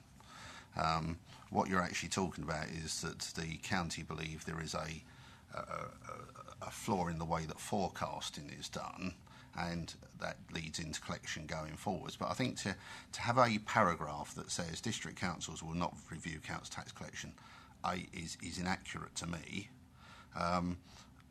And also it would also surmise that district councils have got no interest in actually collecting council tax, when bearing in mind the financial pressures that they're under as well. Every penny every penny counts to them. So my personal view is that that paragraph is slightly disingenuous, and I, for one, would like to see it amended accordingly, following the very good explanation you've just provided. It's mentioned, I referred to it, there was a cabinet report in which you sought authority from the cabinet and were given it to fund an external review. That's right, isn't it? And that's what you're referring to here. If you put external review, it will be 100% correct. Is that right? Is that what you're referring to here? And that's not going ahead now, is it? To pick up on your point, I would accept that districts will review their account, but it depends on what you mean by review. They look at the performance monitoring information, but what hasn't happened is that they haven't, and I'll talk about a full review, which is more of a fundamental review covering those three aspects: forecasting, collection, and policy. And that's the review we wanted it to happen, and that isn't going to happen. And I think if that review took place, there would be greater benefits in terms of the amount of income that the preceptors would generate. And I'm not on my own with this. You know, the police are supportive, as are fire. You know, it's not something that I'm doing on my own. You know, we have talked to the other preceptors. So I suppose to answer your question, I think that second sentence is correct. So I'm talking about a full review, and what I'm talking about is the review that we set out in a fair amount of detail in terms of districts about to cover those three aspects. What is the advantages of, because I think one of the things that kind of did rub is this idea of someone external coming in and doing this review that perhaps trod on the toes a little bit of treasurers and so on. What's in your view the advantages of someone external coming in? I mean, we have external reviews all the time at the County Council. So, you know, you have somebody comes in who has that wider breadth of knowledge about how things can be done because they've looked at things in other authorities and other places. And I think by having an external review from not a generalist, a specialist who really understands the position, the system and the position, we don't collect council tax at the County Council. I can't review it in terms of what best practice is. But I think there are certain things that could be done. And if you have an external pair of eyes on it, I think you could get some benefits from it. I'm not saying that things aren't broken in terms of council tax collection for districts. You know, the performance isn't bad, but it's not upper quartile. And the expectation I would have of a county such as Leicestershire, we would have upper quartile performance. And I say, and the forecasting has been accepted that, you know, that can definitely be improved. May I? And I understand, Chris, the issue here, and I think it's quite clear if we have the right forecast, and then, you know, if we still have our 99.9% collection. But your last point, policy. Now, I'm not quite clear about that. Is the policy, we have got 7 separate districts in Leicestershire. So are they all working to the same policy?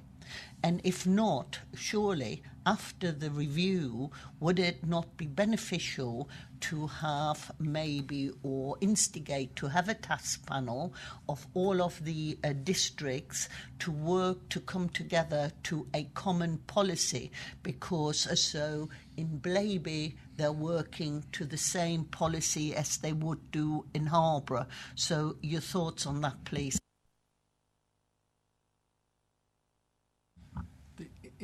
In terms of the policies, I mean, I suppose it is kind of getting at the kind of discounting issue. So I mentioned the single person discounts. You've also got things like second home discount, and there's various other discounts across the piece. And I kind of do accept that it is a district responsibility in terms of setting those discounts. In terms of whether there should be a consistent approach across the county, I mean, from the county perspective, it's much easier if that's the case, but I do accept there are local circumstances where you might want to have different policies around those. But it would be useful to understand exactly, I suppose, how those policies are applied and I suppose how they're enforced as well. So that's really that element of the review. So I'm not saying that, you know, because there are implications. If you change those discounts, you know, the county gets 70% of council tax. So there is an impact, a real impact on our budget. So it's it is a bit of a funny situation where you have districts, collecting council tax and policies when the vast majority of the money kind of comes to the county council and to police and to fire. But it's, I'm not saying that we would enforce our will, because we obviously we can't. But I think there is something there that we could just have a bit more of a look at it. David Slater. Thank you, Chairman. I think it's fair to say that Chris has identified an area that he feels strongly about, and I think it's fair to say that if there is a gap lower than 100%, we should be striving to increase collections. But I do rather take Terry's view that the word "not review" is not true.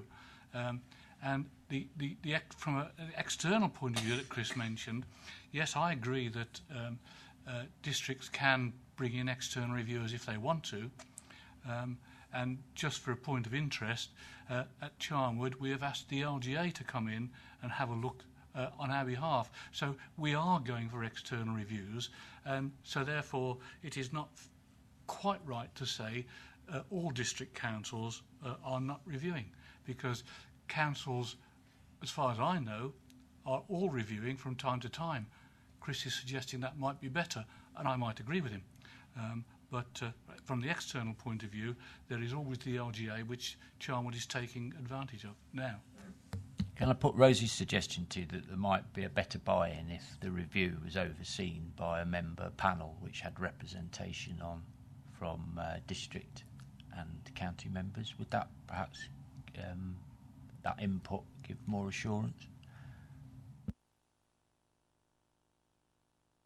Terry? Well, I think the issue, as Chris has highlighted, is the review is not taking place. I think it's been widely turned down by the district councils. But I come back to the point I made that certainly the district council in my area reviews its council tax collection policy every year. It reviews its single persons discounts every year, and it does all of those factors. So my concern with this paragraph is, number one, say district councils will not review. District councils continually review. And then there is an assumption in the second sentence that an independent review would automatically increase the amount of money available. My experience of independent reviews, particularly where consultants are brought in, is that you spend a huge amount of money on consultants, far more in excess of the benefit you gain from it.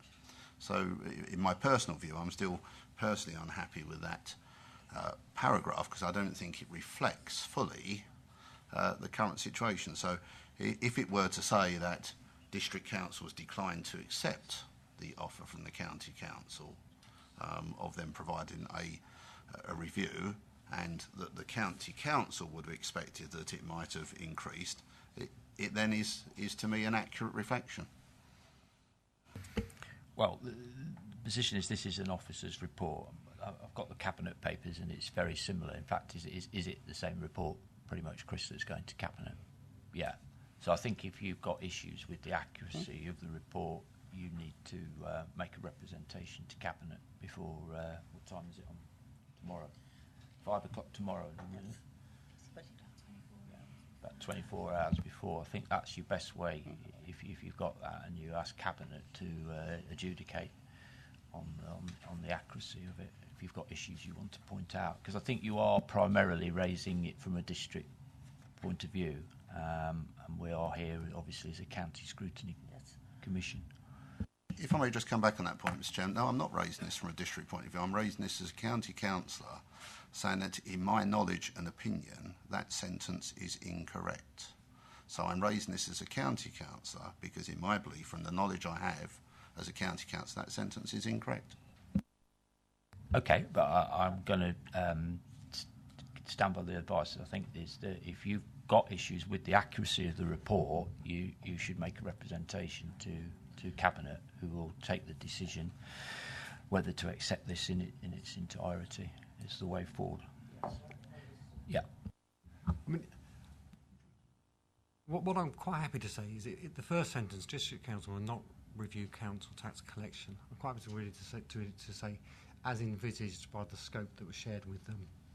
You know, and that's that is what I'm getting at there. And the second sentence kind of follows on from that. So if that helps, I'm quite happy to say that, because that's factually correct.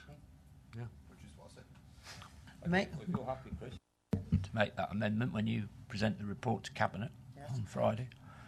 Chairman, if I may have the last word, would it not be prudent if you're going to encourage, because surely that is something we need to foster. We really need to encourage a review, because it has got a benefit all around. So maybe we should start again to encourage, and as I said earlier on, to maybe set up a panel to have some district input, because we want this out. We want a output. We want to achieve an objective here, and we should not be just arguing over words in a paragraph. We should be looking at a positive outcome that benefits us all. I think that will ultimately be a matter for the leaders of the district councils to be asked whether their view about an external review would change if it was overseen by a member panel on which they had some representation along with the county. But that's kind of a separate question which we could pursue, but I think that would need to be done through the leaders. Okay. Right. We've just got the business rates retention pilot. Do you want to say something about that? I suppose this is a bit more positive about joint working with district councils. There was, I think, somewhat a surprise announcement that the government was seeking people to become business rate pilots for 18-19, 100% business rate pilots, particularly given that they've gone very quiet in terms of their initiative to kind of devolve 100% of business rates that was announced within the last Parliament. In terms of kind of where we're at the moment, is we obviously already have a business rate pool for 50% of the business rates, and that's with the 7 districts, the city and the fire authority, and that works very well. And this year we're forecasting a surplus of about £6 million, and that £6 million will be allocated to the LEP and used for various infrastructure kind of projects. And the year before we got about £4 million. It has worked very well. If we get the full 100% pilot and it works the way we envisage it's going to work, and that's a big if, because there isn't a lot of detail in terms of the information announced by the government, we think that in that year we could have a surplus in the order of £20 million. So I think it's quite a big prize to kind of go at. But I think the issue with all these things about is kind of what that money's spent on. That's what it generally boils down to. So I think over the deadline for the pilot to go in is the end of October. So I think over the next kind of 6 weeks we'll be working with District, City, Fire, kind of working through about exactly how the pilot will work, where, if there is any extra money, where that money will go. And I think the other element of it that will be key is around the risk share as well, in terms of how the risk is shared, just in case there is a reduction in business rates in that year. In terms of the criteria that the government are going to use to judge who are going to be successful pilots, I think the 3 key ones are they do want 2-tier, which puts us in good stead, to be honest. They do want us to invest in an element of it within growth, and I think that's something that I think all partners will be comfortable with. And finally, they want us to cover financial sustainability. And I think what that means is around, if there is a particular issue with one of the authorities that's part of the pool, we kind of put some money in to kind of bail that particular authority out, and I think that would be part of it. And also, I kind of think whether that is code for social care in some way. So again, whether there's going to be some money that we need to allocate to some of the key demands, and it might be social care, for example, for the county council, or for districts, there could be some key elements of growth. I don't know whether homelessness is a key area of demand. So again, there might be a deal to be done across the districts and the county there. And there's also the city as well we need to kind of bring into the mix. And of course they've got similar social care demands and that we've got. So again, there's an awful lot of work that needs to go on in terms of that. Yeah, I mean, it's always struck me that given our major problem is revenue, that the current money all goes to the LEP. And I know we needed to get partners on board originally, but that's not well, it is a priority, but it's not actually helping us deal with our funding gap, is it, at the moment? So the outcome has to be somehow this helps us address that shortfall that you've identified in the report. Otherwise, why are we doing it? I mean, it's a bit of an odd one, this, actually, because the pilot is only 1 year next year. So again, the last thing you want to do is factor in £20 million into your revenue budget, and then it drops out the year after. So it's kind of coming up with a kind of a bit of a mixture around some one-off things that you're going to have to do. So around the growth agenda and unlocking growth, and maybe putting a little bit of money into ongoing revenue pressures. Because if you put the whole lot in, you're just going to have a massive problem the year after. Whether it will continue for more than a year, I suppose, is all dependent on the government in terms of on how successful the pilots are. Tom. Terry. Thank you, Chair. I may be being dim, but we've talked about the fairer funding, and which we've all been supporting on the basis that we would like councils to be funded more fairly according to the demographics that they've got to serve, the amount of social care they need to be paying out for, which I'm very happy with. And then we've got this kind of business rates where what we're saying is that the way we're going to be funded will depend on the vagaries of business. How do these two things tie up together?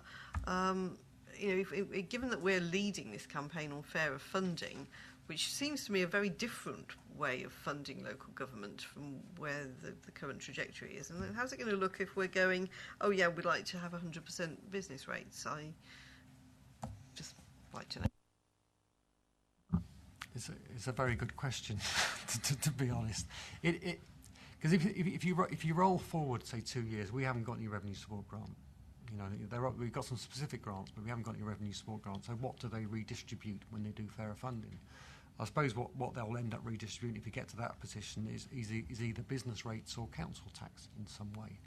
So I think we have got to wait and see in terms of the fairer funding review and what that means. But if they come to the conclusion, which they should do, that places like Leicestershire are underfunded, they need to find a mechanism for getting some money into Leicestershire. And generally what that means is redistributing business rates in some way. So there will have to be a way of doing that. And whether they have to are going to reinvent the RSG in some way, I'm not certain. But we'll have to wait and kind of see. But there will be ways of doing it. There are ways of doing it. There are ways of doing it that work at the moment. But it does put a different kind of dynamic on it. Does that answer your question? That's been the question, I think, on a lot of people's It suggests to me that supporting 100% business rates retention would be effectively saying, don't do our fairer funding review, because actually it wouldn't.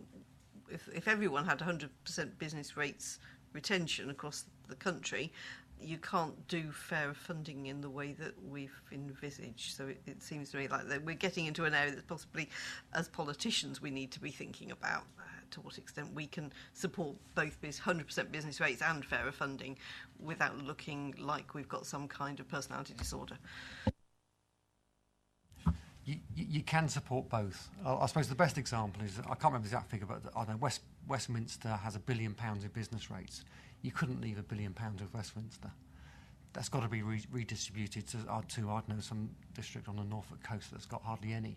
So there's always going to be a redistribution mechanism. Otherwise, it'll just be chaos. So you can support both. But I think the key thing is about how you keep the incentives for local areas to kind of grow their local economy and increase business rates. Don't just take it away straight away and distribute it to somebody else. So so there's enough of an incentive, but at the same time there is some redistribution to kind of make the whole system kind of fairer. I certainly support what Chris has put here, and I think the point to make against the point Terry makes, this isn't 100% of business rates. This is 100% of the growth in business rates, not 100%. So of business rates collected in county, I think it's probably something like 60% of it currently goes to central government anyway. So this is the growth above the threshold. So it's quite a complex area. But the problem with the government is that, and I think Chris will bear this out, is they continually change the threshold. And as the threshold goes up, the benefits that areas should accrue, both districts and county, from the growth is lost to the area because it goes off in levies, etc.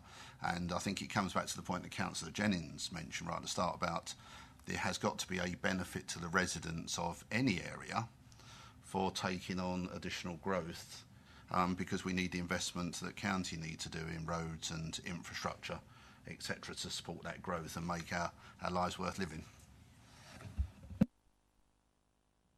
Just on that, I mean, the actual prospectus the government have issued is slightly confusing in terms of exactly what this means. Because on the one hand, as Terry says, it could mean the growth, but actually it might mean, and I say big might because it doesn't actually say anything on this, it might mean that we fund our RSG from business rates, but we also fund, public health grant and maybe a bit of capital. But it doesn't. It's very kind of quiet on that in terms of the prospectus. So there might be some issues about actually we need to put some more things in to be funded from business rates to kind of make this work. And I'm aware that some pilots have done this, but some of them have done exactly what you said. They've just been about the growth. So again, we'll have to have a discussion with government to just find out exactly what they mean and how they envisage these things working. Because on the face value, Terry's right. It just says RSG, and I think it's rural services delivery grant that are funded, but we'll have to wait and see. Okay, any other further questions on this report? It's just for noting, it's going to Cabinet on Friday, as I've said, and it's really setting the scene for what's going to come. Can you also note, the particularly new members, the timetable that the MTFS will go in draft to all the scrutiny committees, each individual scrutiny committee, and then finally to this commission in order for it to be scrutinised before it goes back to Cabinet and then on to full council for setting the budget and the precept. Right, thank you very much. And good luck. That takes us to item 10, our last report this morning. Draft Corporate Asset Investment Fund Strategy. Chris, you're still here on this one. We've got Jonathan Bennett from Corporate Resources and Nick Walsh, Environment and Transport, is rejoining us. Which one of you gentlemen would like to kick off? I'm going to kick off, but John's going to take us through the report. But just a few words of introduction before John does that. It goes without saying the driver for this is money. And if we weren't in the financial position that we're in, I don't think you'd be seeing this report in front of you. It is about generating the income. If you don't generate this income, basically you've got to make savings. So that is the key driver for it. And just a reminder that the Asset Investment Fund was actually established back in 2014. And there has been a fair amount of activity. The largest one was obviously the purchase of Airfield Farm, which we completed about 9 months ago. So it's not a new thing. And actually, if you look at the kind of this kind of business, I think the county farms have been held since just after the First World War, and we had a big influx after the Second World War, and we've had industrial and commercial premises sort of since the 70s and 80s. So it's not like a new area. I think what's different in this report, I suppose, is the ambition that sets out in terms of the kind of income, the kind of level of income we want to generate. One of the key issues, and John will go into this, is the governance and decision-making kind of process. And you can't deny this is going to bring risk. It will bring risk, and we're going to seek to minimise these risks by making sure that the governance is right and we make decisions on the best possible information we possibly can. And just so that you know, by way of background, that John's background is a developer, so that when we were out to recruit a new head of property, one of the areas we were looking at is we knew we were going to get into this kind of area. We did want people with the right skills in the authority. So we didn't go out and recruit somebody from another local authority. We recruited somebody from the private sector who kind of brings that right skill set. So I'll pass you over to John then. Thank you. Good afternoon. As you'll see from page 49, the recommendations that we're seeking to have approved here are the revised strategy in Appendix A, a list of the projects and where we're up to be approved on pages 28 to 42, and also the delegations in terms of how we acquire these assets.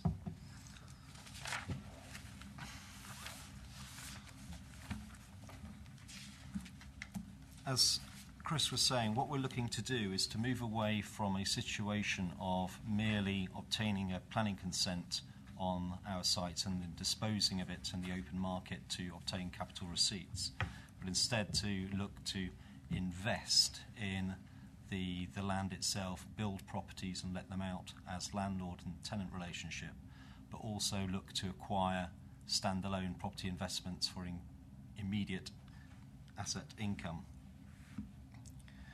You'll see that this report will be going to full cabinet on Friday. The reason being primarily because the strategy is new. Although the investment fund was set up in 2014, it didn't really envisage the increase in scope that we're looking for. You'll see that the current value of the fund is in the region of 61 million pounds, and we're looking to increase that value up to 200 million over the next 5-year window. The reason being is that we're looking to generate approximately 14 to 15 million pounds income from that, which represents 7% return on our investment, which is obviously better, as has been said before, than leaving the money in the bank. The Corporate Asset Management Plan approved in 2016 and point 12 suggests how we promote our property assets, reducing costs, etc., and generating new property income streams. And the generation of new property income streams is primarily what the investment fund is seeking to do. Some points with regard to how the capital programme was approved in point 13. In point 14, the resource implications, you can see again that we're looking to try and plug the savings gap, and this fund, with its increase to 200 million over the next 5 to 10 years, will do its bit in the order of £14 million. In order that we can ensure that we can be as nimble as possible in acquiring these, especially the standalone investment assets, we've asked that the delegated approvals to the Director of Corporate Resources, is updated because there were some aberrations in that delegated authority which did not make it clear that we could enter leases, etc. It suggested that we could only negotiate them, so just for a matter of governance. If we want to go through the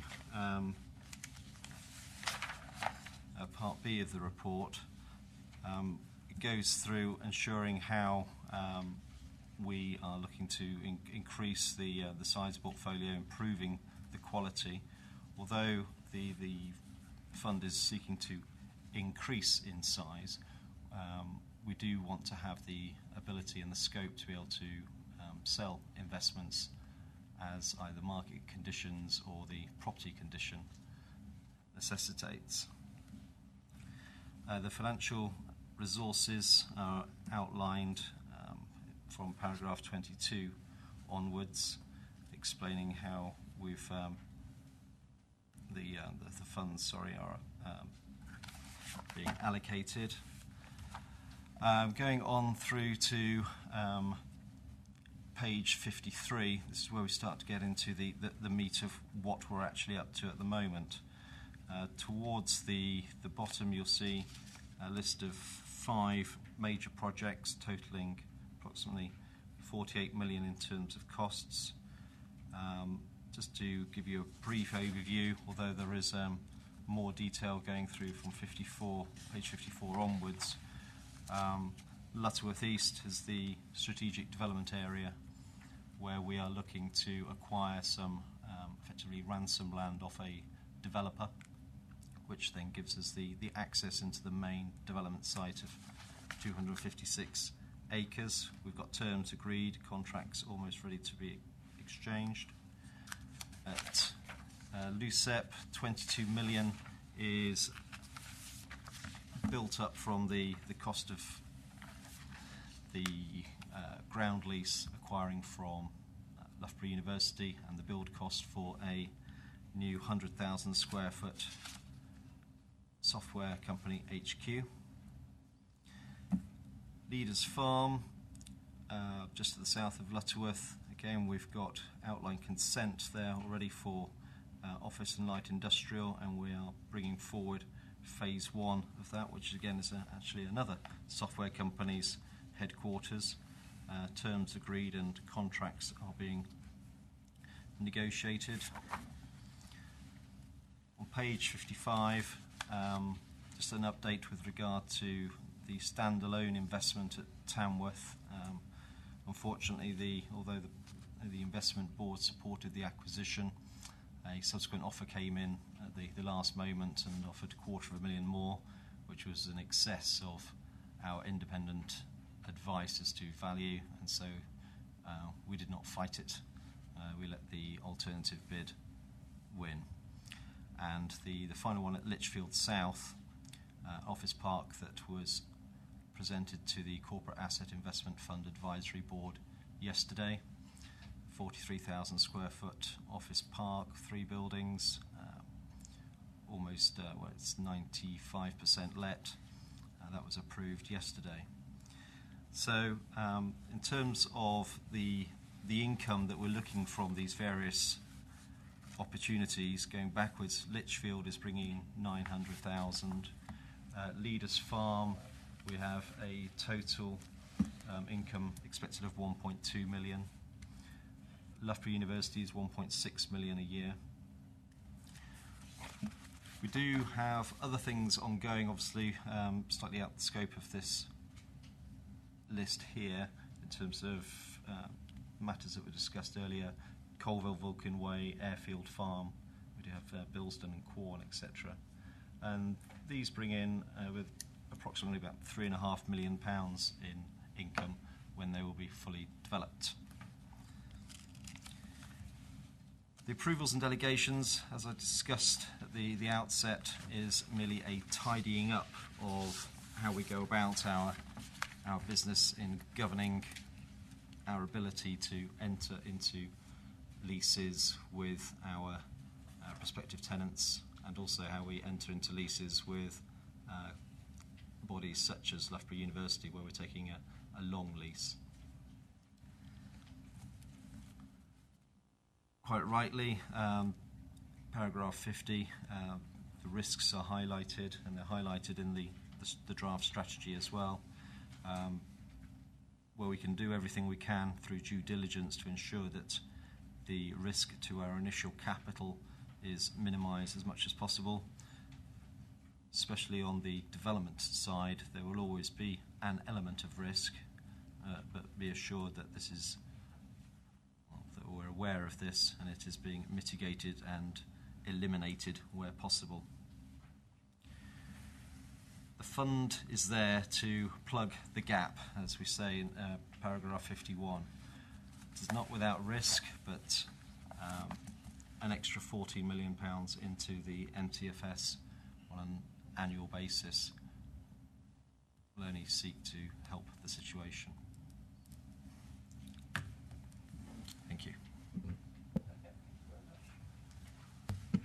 Any questions? David. Thank you, Chairman.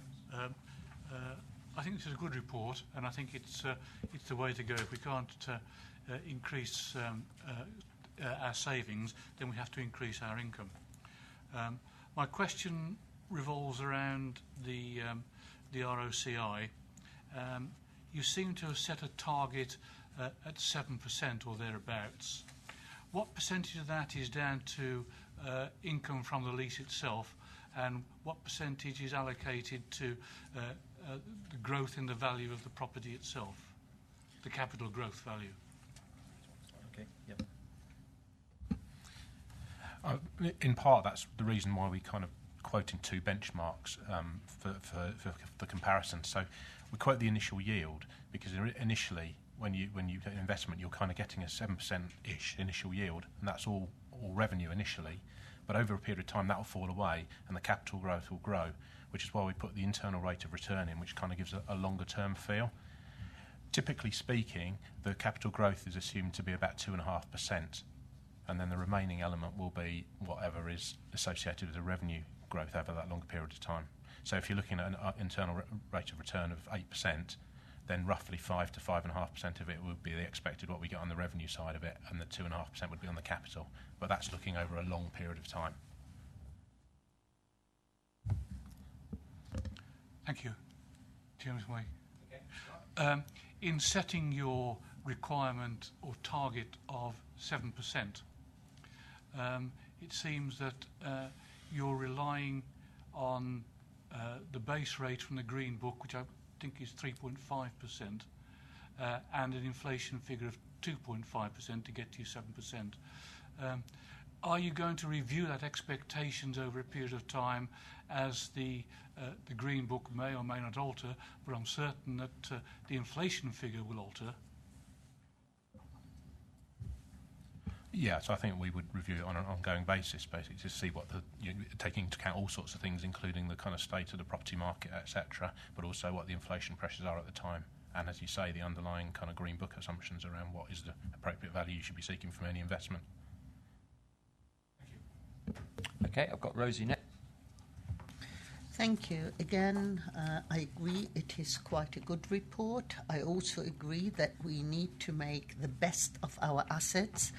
But I don't really agree with Chris saying the report would not have been here if we would not have been in this situation, because at the end of the day, we are the shareholders and so is the community, and therefore we should be regularly updated.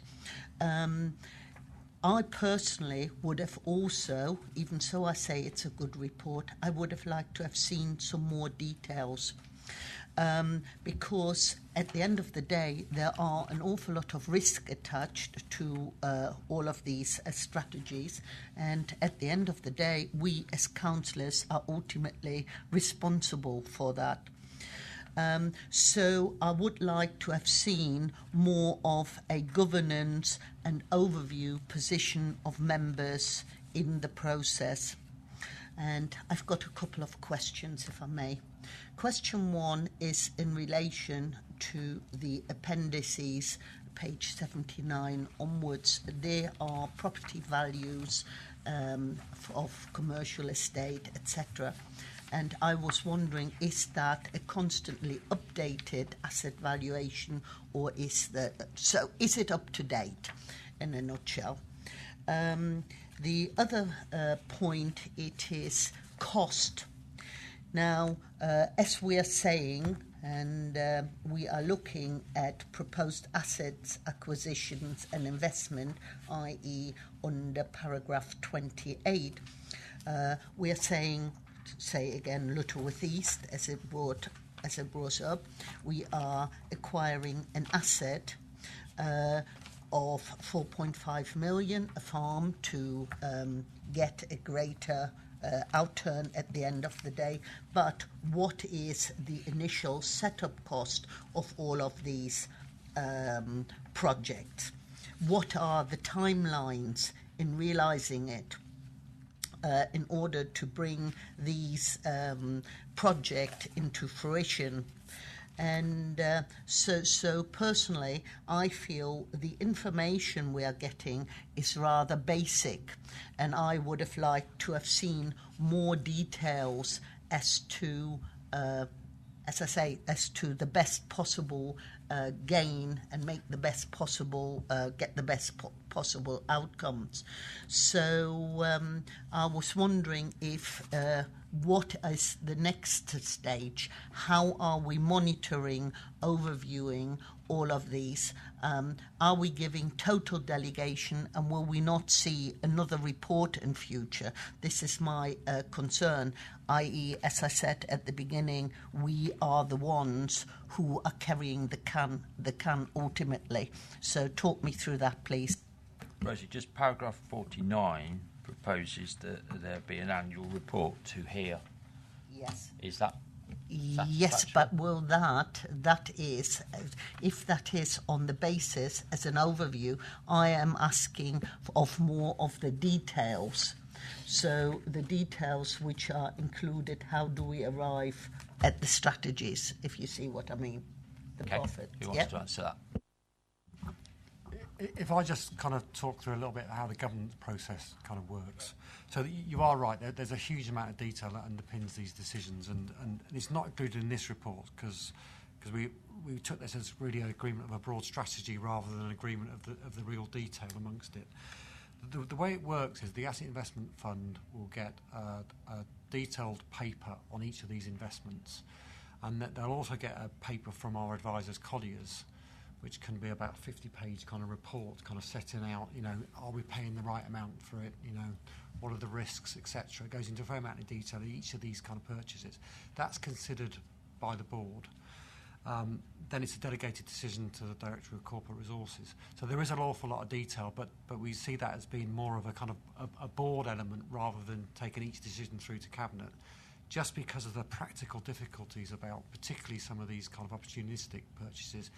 The timescales generally don't fit in with our kind of government's kind of framework. So the detail is there, so you can be assured the detail is there, and it is considered by the Asset Investment Board rather than elsewhere. And you will get an annual report back. So in terms of, we've set a 7% return, you will get an annual report back that will probably follow the financial cycle that sets out exactly what the return is on our investments, what we've done, what's happened, what's worked, what's not worked so well. So you will get that on an annual basis. Can I come back on that? So the board does that, and excuse my ignorance on that, has that got a member input? Who is the board? It's I think it's technically a subcommittee of Cabinet. Is that right, Rosemary? Yeah, it's a subcommittee of Cabinet. So there's 5 members from Cabinet, and it's chaired by by Byron Rhodes, who's obviously the lead member for That's good enough for me. Thank you. Just to add, it doesn't have delegated powers. It's done through the director. Yeah, it's advisory. Yeah. Okay, I've got Terry next, and then Bill Bolter.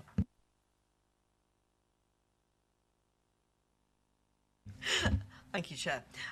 Yes, I have to agree. Sweating our assets has got to be important in this time of austerity, and clearly this is a very good piece of work. And I would agree with Councillor Page that in the sense we have 2 roles. We are shareholders and we are also the community, but I think sometimes those roles will diverge.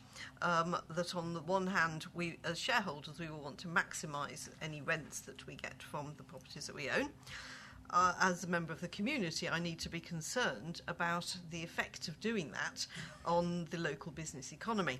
So one of the questions that I think we need to address politically is how are our electors going to view us as a council if we are investing in properties in Lichfield? Why should we invest in Lichfield? What good is that going to do the people of Leicestershire? It might do us good in getting revenue, but they may not forgive us for that. And the clearly looking at page 63, where 2.7 under the Local Government Act, we are supposed to be benefiting improvement, benefiting the local area in what we do. My concern arises from the practical example of the Colville Workspace, where in order to maximise the revenue from land on Vulcan Way, you don't get very much revenue from renting out undeveloped land to a heavy haulage company. So though this heavy haulage company had occupied one of our pieces of land on a very long lease, there was another piece of land which had been on a number of temporary leases, and every time he'd said, can I have this on a long lease over the last 10 years, we'd said apparently, oh no, don't worry about it, it'll be fine, we need to have heavy haulage in this area. And the problem is that then at some point we decided we wanted to maximise the rents and build Colville Workspace on that land. And as the local member, I was naturally quite heavily involved, as was the district council, because where else were we going to put this guy? They aren't popular, heavy haulage companies. They are necessary to our economy and very necessary to the Colville economy, and there are a lot of other businesses and jobs that depend on that guy's existence in our town. So we, as shareholders, might be benefiting from maximising our rents, but as the community I represent, the businesses were not entirely happy. So I'm not sure where in these documents we actually address that. And I do feel that in the paper appendix, whatever it is, A, that we kind of seem to be trying to skirt round our responsibilities there in order to maximise our income. So I do have a concern about that. If I could have a go at that one to start with. It is, you are right, there is the potential for conflicts of interest in here. And I think the overriding aim of this is to maximise income.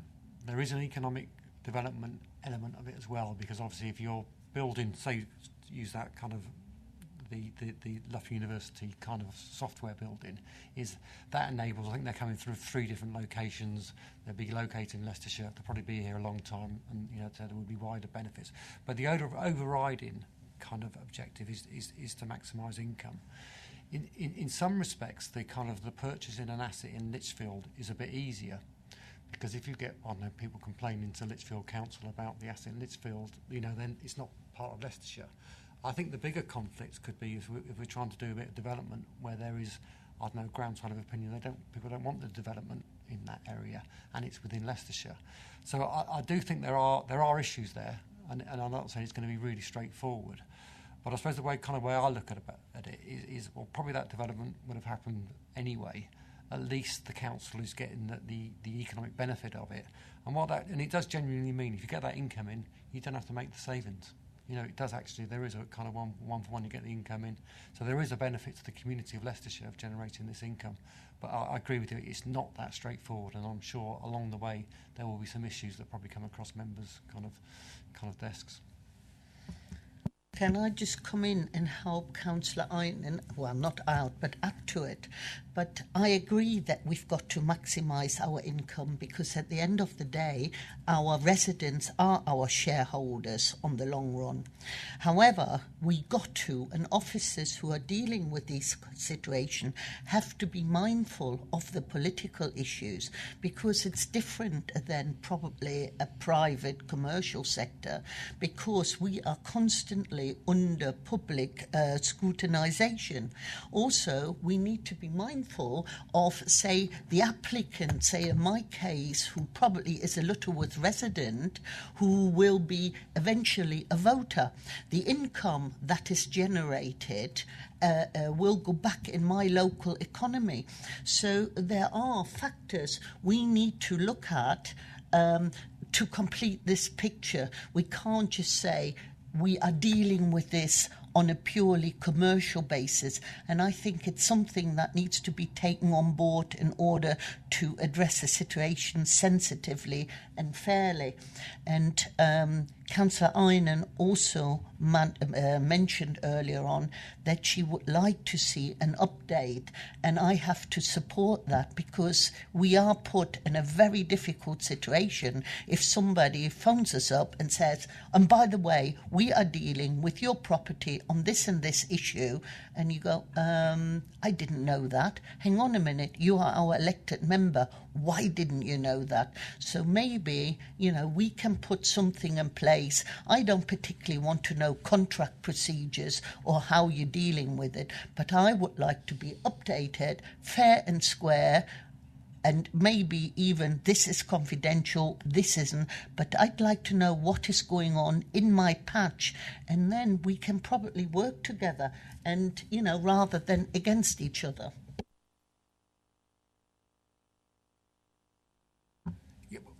I think we'll take, obviously a few members have raised the local member issue. We'll take that away and we'll have a think about how we can address it, because we do accept there potentially are issues. But I would come back to the central core in terms of why we're doing this. It is about generating income, so that is the key driver in terms of, that's the main purpose for it. Right, I've got Bill Bolton next.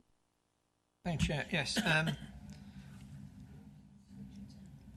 Having spent a number of years in local government, I've learnt one thing: never assume. So I assume that these properties are let on a full repairing lease, and we're not going to end up paying for the repairs to these properties, maintenance to these properties, And how are we going to deal with the letting of these properties, and where does that cost fall? So it might be an all-inclusive, nicely package, on paper, you're going to make so much money, but been in business for a number of years, it's always not quite as straightforward as that. There's always something that comes out there. The woodwork to bite you, you're not quite sure of. So full repairing lease, I hope. So the cost doesn't fall on us to actually do any repairs. And also, I assume these will come on the risk register as well. With regard to the terms on which the leases are disposed to the tenants, there is a mixture. On any large investment by the council, it will be on a full repairing and insuring lease to ensure that our liabilities are minimised. On some small industrial units, whether it's in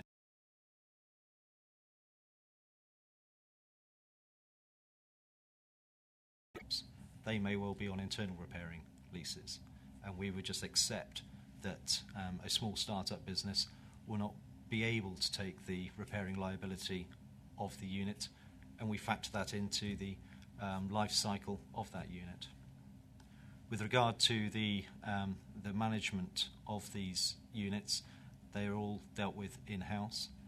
We do have external advice with regard to marketing and management, but the actual day-to-day property management of all of these units is dealt with internally.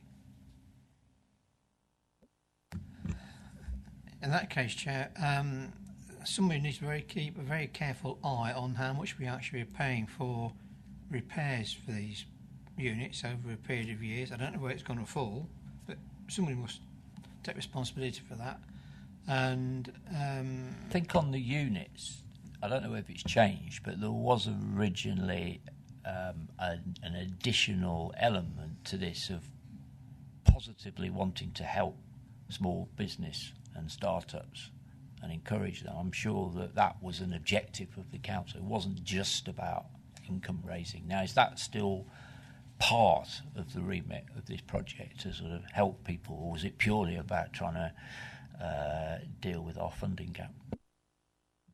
But when we set it up, if you go back to the original Cabinet report, it does make reference to, I suppose, the secondary objective around economic development. That is mentioned in there. It is something we're looking at the moment, because I think, roll on from 2014, we're in quite a different place. But as I say, that objective will always kind of come out of this, because if you're putting industrial units up, you're helping the local economy. But yeah, I keep going. The primary objective is about generating the income, but there is a secondary objective which just falls out of that. All right, Bill. Will these properties be held on the risk register?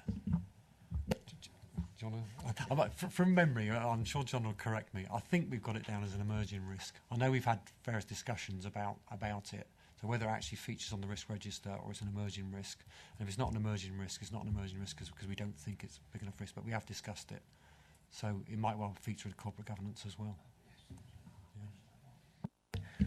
I've got Linda next. Louise, sorry. You wrote Linda down, yeah? No, it's Louise. Okay, sorry, Louise Richardson. I think this was the place I was told to bring up my question about Colville Workspace.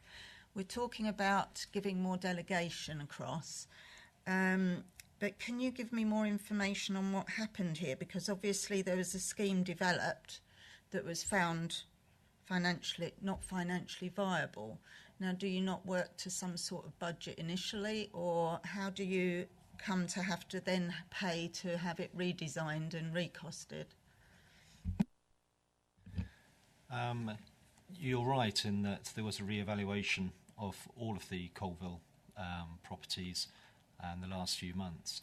And the reason being that when I came into post, when I was going through all of the appraisals, I could see that a number of the schemes made losses immediately.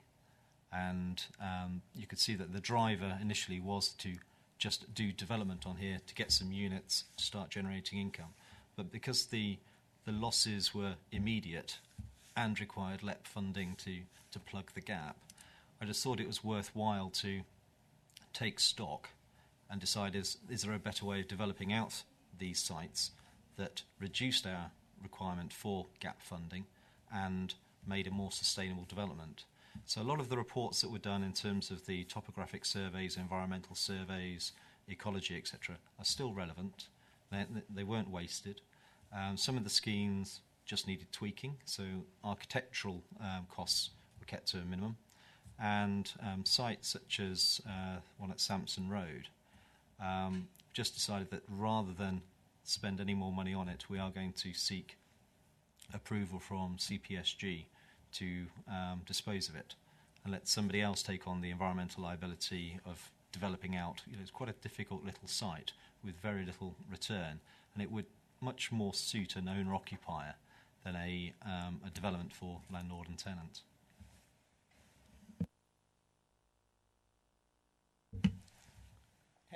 Terry. Thank you, Chair. I'd like to say I'm delighted with the report. I think it's excellent. I did, however, approach the strategy with a little bit of trepidation until I got to page 64, when my heart soared when I saw 211. I'm delighted that we're doing this under the 2003 Act rather than setting up our own company, because I know that many councils have got into problems with companies they've set up, which will probably come back to bite them for years to come. So I think that's a major plus point. I'd just like to praise the people who've made that decision for that. So I have two very small questions. Number one, in respect of Lichfield South, it doesn't mention anywhere in the report how long the lease is, whereas the strategy indicates that the length of the lease is a key issue. So I just wonder if you can let us know that.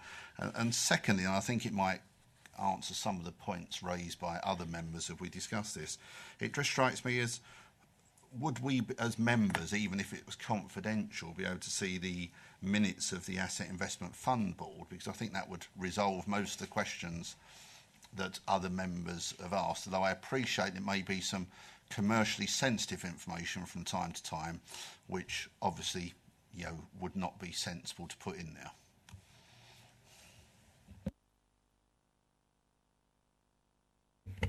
It relates to the business of the Cabinet. Ultimately, it's got Cabinet members on, therefore we're entitled to scrutinise it. The issue, I think, would be the arrangements that would need to be put in place. We've got our legal officer here. Anthony, would you like to give some advice on access to documents? Just going to wait and see. Yeah. No, that'll be fine in terms of the minutes. I was just checking whether they were published anyway, but they're not. But you have a right to know, so if you want to get copies of the minutes, that's not a problem. Well, Chris has helpfully said how it would work. I think there would have to be a degree of caution and checks and balances with regard to just what was put in any information that was provided, and obviously members receiving that information would have to appreciate it is strictly confidential information.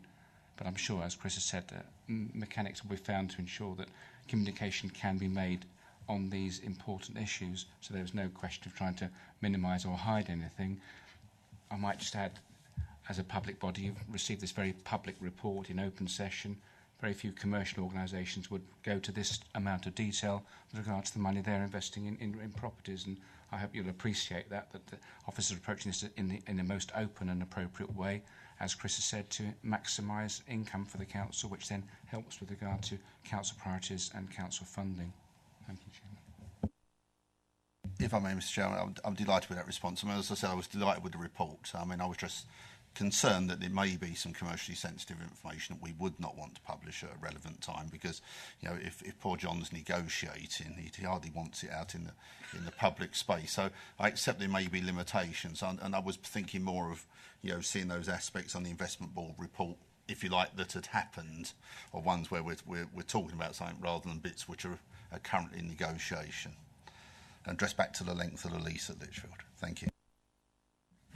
On Lichfield South, there are currently three leases to 3 tenants on the 3 buildings. The lease lengths range from 15 to 20 years. There are breaks in there, but the first break isn't for 7 years. So to get 7 years term certain income is unusual and something to be welcomed, I think. Okay. Rosita, you want to come back? Yeah, I want to come back on very, very quickly on two small issues. I did say earlier, Appendix A, page 79, the property values. Are they all up-to-date asset valuations, or are they historical? Question number one. And question number two is in regards of Leaders Farm.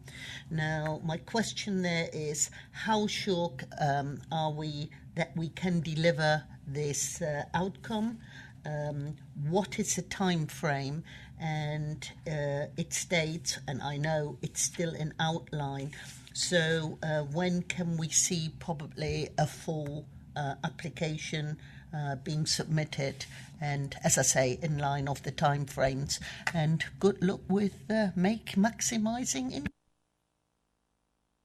Thank you. With regard to the asset valuations, they are updated on an annual basis, to clear that point. With regard to Leaders Farm, we are close to finalising terms with the proposed tenant. However, we have not let that matter delay our planning application work. So we are anticipating submitting a Regulation 3 application to the County Reg Board within the next fortnight. We are still on course for being on site in the spring of next year, with completion about a year later. Thank you. Okay, that's it. So just in terms of this annual report you're proposing to bring, because we'll need to schedule it into our business planning, when do you think the best time of year for that to take place is, so that we get the maximum amount of information? I think if it came along the same time as the financial outturn, because obviously we need to kind of close the accounts and make sure that all the figures are reflected in it. So yeah, I think is that kind of June, July time. July normally, yeah. July time. Okay, so that's when we'll get the first one, next July. Okay, thank you very much. Any other questions? We're all happy to. We broadly support this strategy, which is going to Cabinet. I think we should say that. Yeah. We have had some concerns and issues about governance, but I think they've been answered, and we've had an assurance about seeing documentation, if members wish to, and an annual report to this Commission. Okay, thank you very much. Thank you, officers. That completes the business for this morning, but I would just remind you of the workshop at 2 o'clock on poverty, when we have got external people coming in to talk to us, and both internal and external from the department. So please don't disappear this afternoon. Could I also just remind you about the training sessions for scrutiny chairs and vice chairs of committees, which will be taking place on Wednesday the 25th of October, and Rosemary will get an invitation out to members, but that is specifically for the chairs and the vice chairs. Thank you. I'll close the meeting. You can get some lunch.